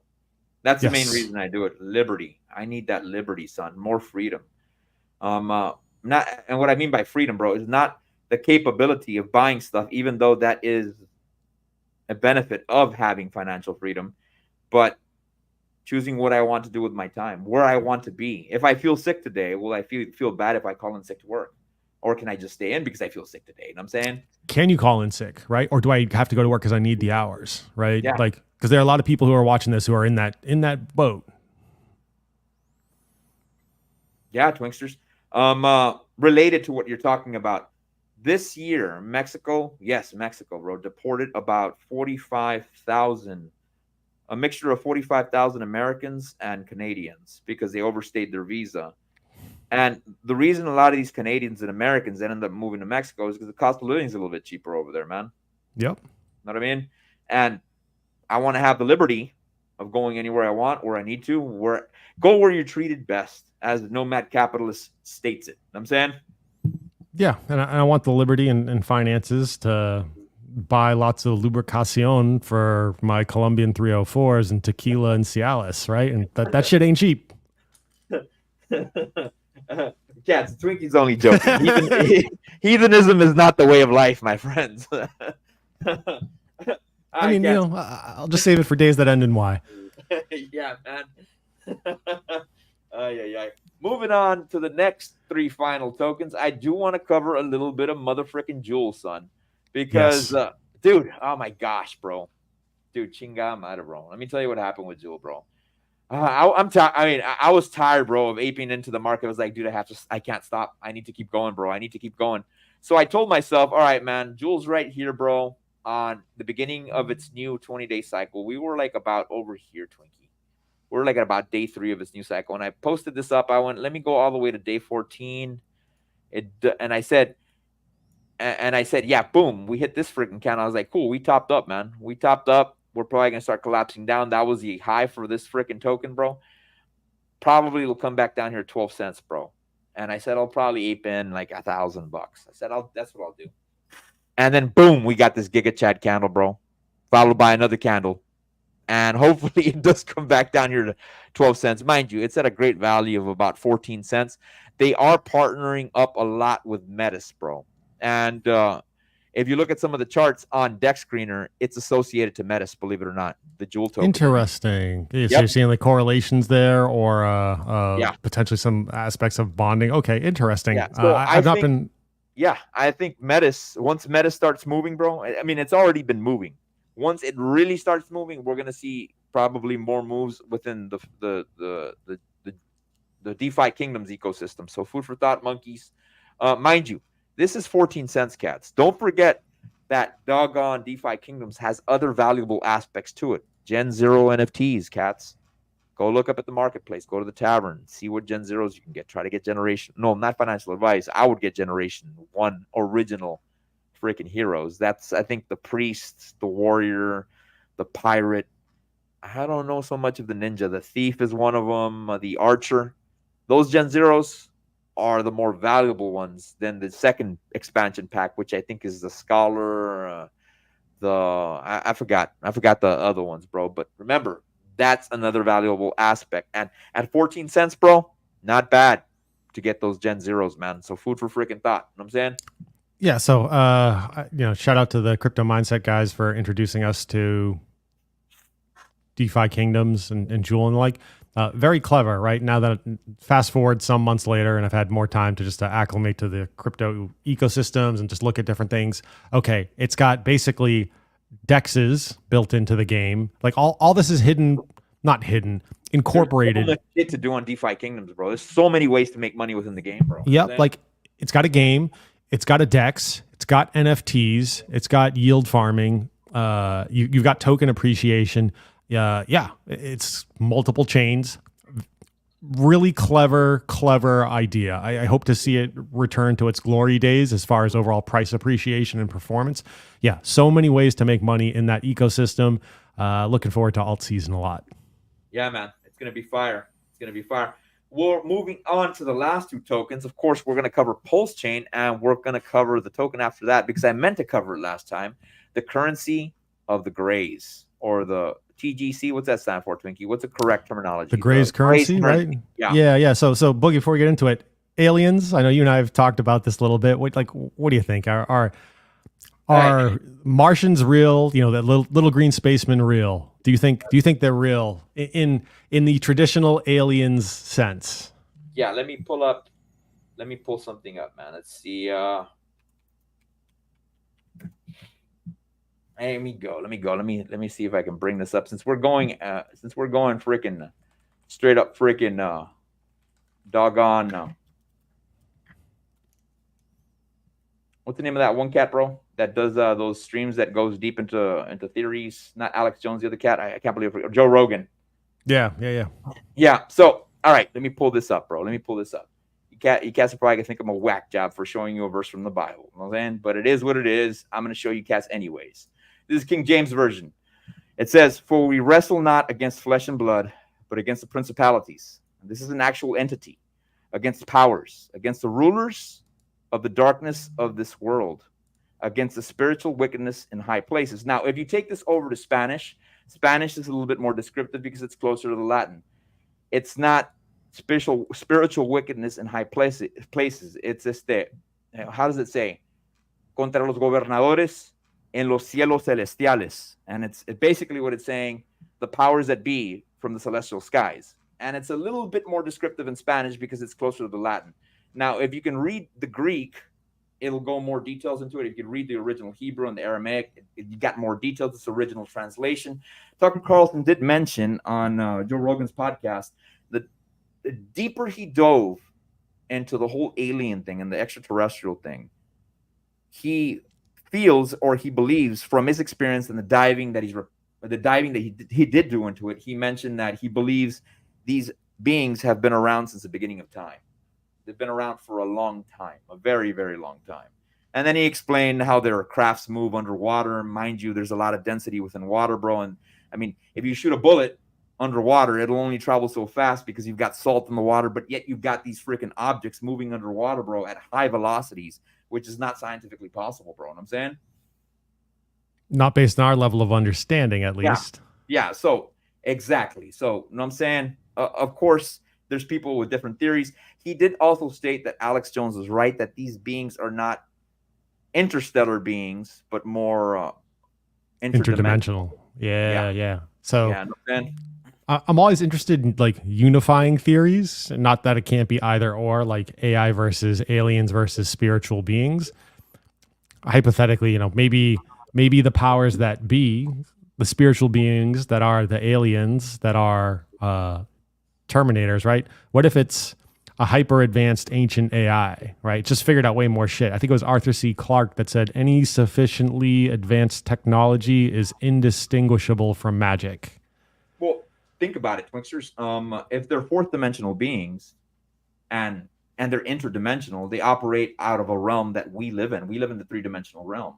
So AI is easy to them. Figuring out AI is probably not difficult, bro, if they're fourth dimensional beings. Maybe But they are amazing. AI, right? Like what's going to survive the rigors of space, machines or humans, right? Like better. Like Yeah. you don't need like an environmental suit, right? Like if you're effectively out of craft, right? Whereas like a Terminator is going to be able to walk around on the outside of a spaceship, generally speaking. So I wonder if something like your aliens and interdimensional beings are just ancient AIs. That could be a possibility. Usually we have a UFO conference down here, bro, and the actual individual that got abducted from the movie Fire in the Sky came down to talk. I don't remember his name. You know who I'm talking about, right? Yeah, I do. Yeah, which is a crazy movie. If y'all haven't seen that movie, go see it. It's a crazy movie. Yeah, dude, that is probably It one of is the intense. worst scenes I've ever seen. It is intense. Extraterrestrial movie, bro. You know, when they throw him on the table and they throw that glob on him, bro, that ends up. Yes. Yeah, dude. And he in the movie, you could see that he goes into this room and he sees these aliens there, bro, with the big heads and the giant eyes. And it turns out that they're actually astronaut suits for them. You know what I'm saying? And then he gets dragged into this freaking surgical table and you see what they really look like. And it's nothing like the suits that he saw in the separate room. That was an intriguing movie, man. Yeah. We're all over the place. You come for the Colombian nose candy, the 304s, the lubrication, the AI, the Terminators, the aliens. Yeah. The crypto. Why not make this into a freaking an interesting stream, bro? Be a Yeah, Joe of course, Rogan. man. All right. Let's just go what over do the we post. got? What do we got, Boogie? Let's go over to post, Jay. People on this freaking stream like, look at these freaking nerds talk about this shit. Yeah, I'm sure there's an audience portion of the audience like, what the fuck is wrong with these two clowns? Hey, man, let's make this shit intriguing, son. Now, all right, what do we have here on Pulse Chain, bro? What do we have here? Now, one thing immediately I'm noticing off the bat, if I grab my drawing tool and if I pull this all the way down this way and I pull this up, what do you get there? That, my friends, is a bear flag. Hence why we've dumped so low. We've already made contact with this portion here of about 4 zeros and a 5 0. Current value is at about 4 zeros and a 5 3. Now, one of the things, let me see if it's popping up now or maybe if the candle's changed. I did see a hammer candle on here. Yeah, you can see a little bit of a hammer candle. You see that right there, Twinkie? Yes. This hammer candle right here, that usually indicates a reversal in the market. But as we meant, and that usually indicates that once that candle pops up, guess what happens? We start rallying to the upside. But we did have that giant whale come out where he had so much EHEX, so much PHEX, so much Pulse Chain, so much PulseX, so much incentive token, and he's been gradually dumping in the market. Hence why we've been coming back down. You know what I'm saying? Current value is at about 4 zeros and a 5397.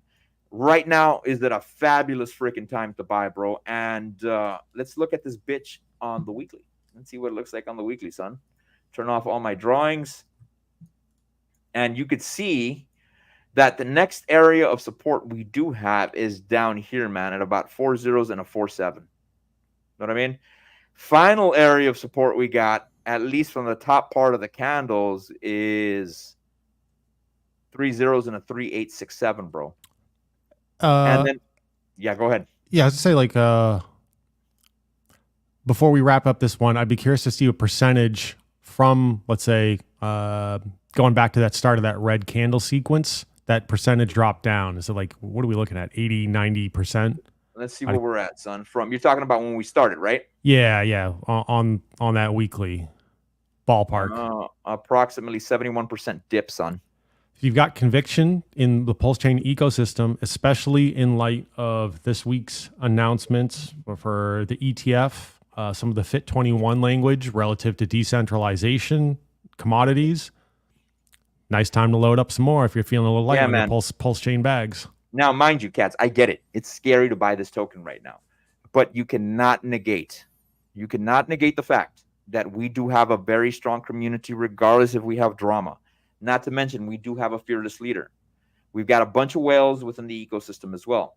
Now, I'm going to revert back to a certain statement Lucas Botkin mentioned when he went and he reviewed Daniel Defense. Now, what does this have to do with crypto? I'll explain.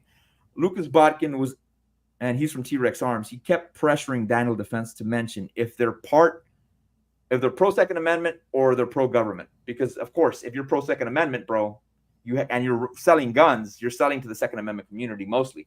And he kept pressuring them. Why don't you guys support the Second Amendment more openly? Why? And the CEO told him, look, man, right now, ever since Sandy Hook happened and all those freaking active shooter events happened, because of that, we have to stay quiet. Once we get those over and done with, then we can start pushing this a little bit more. But in the meantime, when we're in court, we have to be a little bit ninja about it. And I'm assuming Richard Hart's being the same way because of this freaking pending SEC case. When Hex was pumping, why was it pumping? Richard Hart was freaking bringing people on a show, debating them and destroying them, bro. And that gave people a hard on. I'm saying, who doesn't want to put money on Floyd Mayweather when you constantly see Floyd Mayweather win? Of course, people hate him. But if you know you can make money off of them, why not take advantage of that? You know what I'm saying? Right. And I think history has shown time and time again, bet against Richard at your own peril.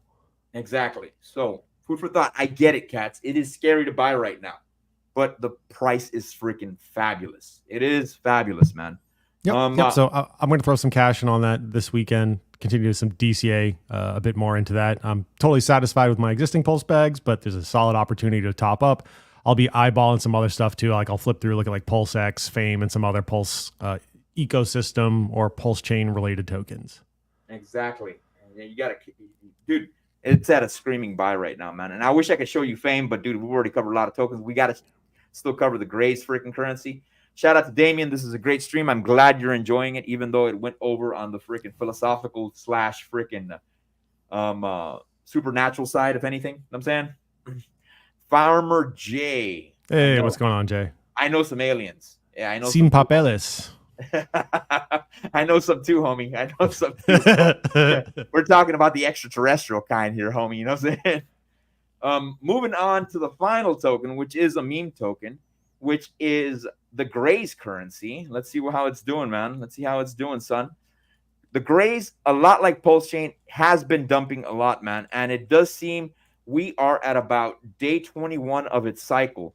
That may mean we are on the last day before it starts rallying to the upside. Of course, if we do push it out, normally we'll see something like a 23. On some anomalies, you'll get 25s. So food for thought, we're on day 21. Day 23 would be May 26th, or possibly for day 25, May 28th, bro. Current market cap on the Grace token is 7.8 million. This is a meme token. I don't know, or I don't think it has a lot of utility. Let's see what $100 gets us for the Grays. Let's see. If we drop $100 right now, we get 3,816,793.89. If I activate the Bollinger Bands on it, it still has some room to travel to the downside. And that value is at about 4 zeros and a 2482. So if you do want to take a risk, it's not at a bad value.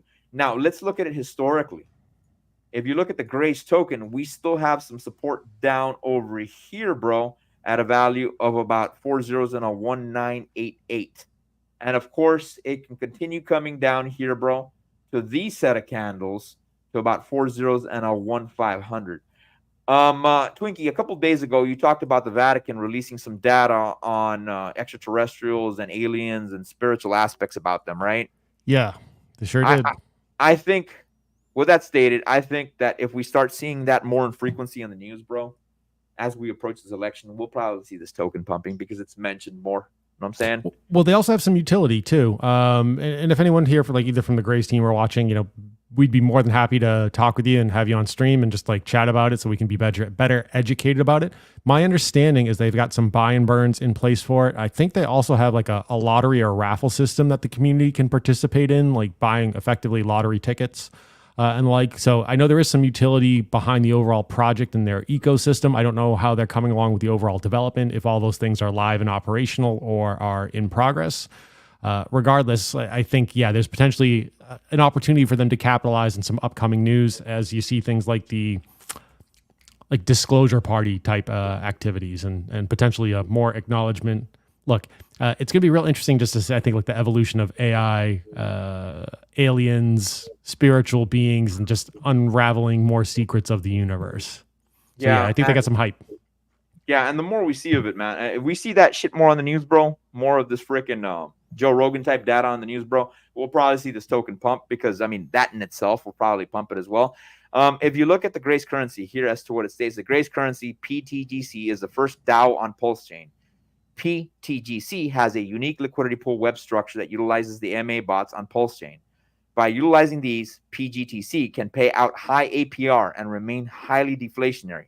PGTC smart contract was also designed to constantly grow the burnt liquidity pool, grow the treasury, and buy and burn its supply with every transaction, making it so the assets backing the value are constantly growing while making the PGTC token more scarce. So it seems like this is a currency that burns within itself a lot, bro. And it would not surprise me this sucker pumps, bro. It is pretty damn marketable, homie. I like the fact that it is extremely marketable. You know what I'm saying? Yeah, and as far as some buying opportunities, right? Like low market cap, Pulse Chain, cost effective to transact on. They've got some meme ability, some, I think, overall hype cycle. As far as the aspects of aliens in the news, anytime I see certain things come more to the front, the other part of my brain kicks in and goes, okay, what are they trying to hide? If they're bringing this to the front page, what are they throwing to the back page? Yeah, exactly, monkey. So food for freaking thought, man.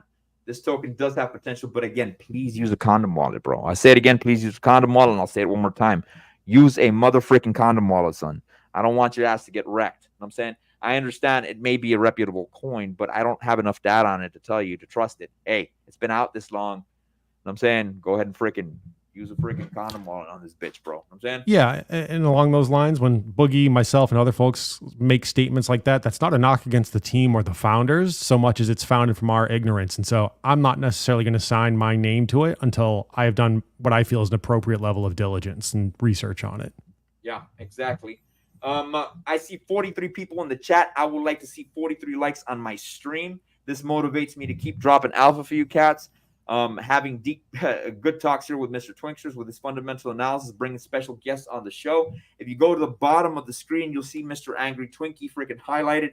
Click on that icon or click on that freaking on that tag right there. It'll take you over to his YouTube page. Make sure you follow this cat. Twinksters, where can they find you at?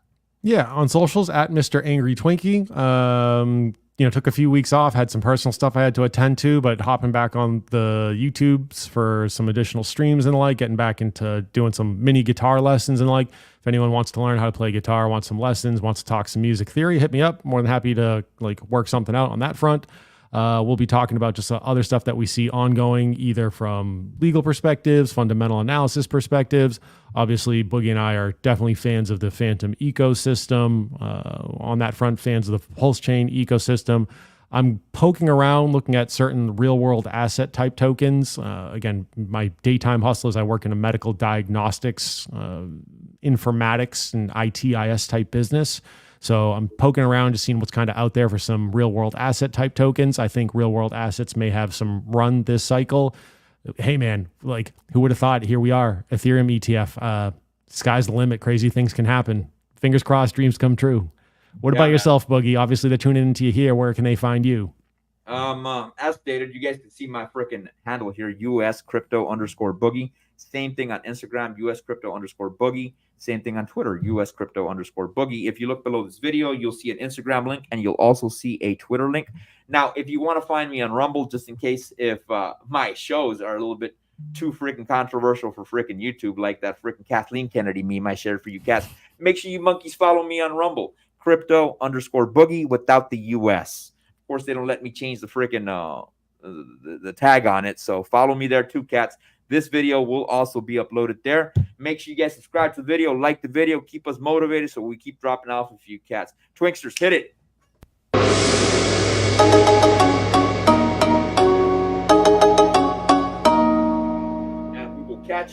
Chinese on the flip side.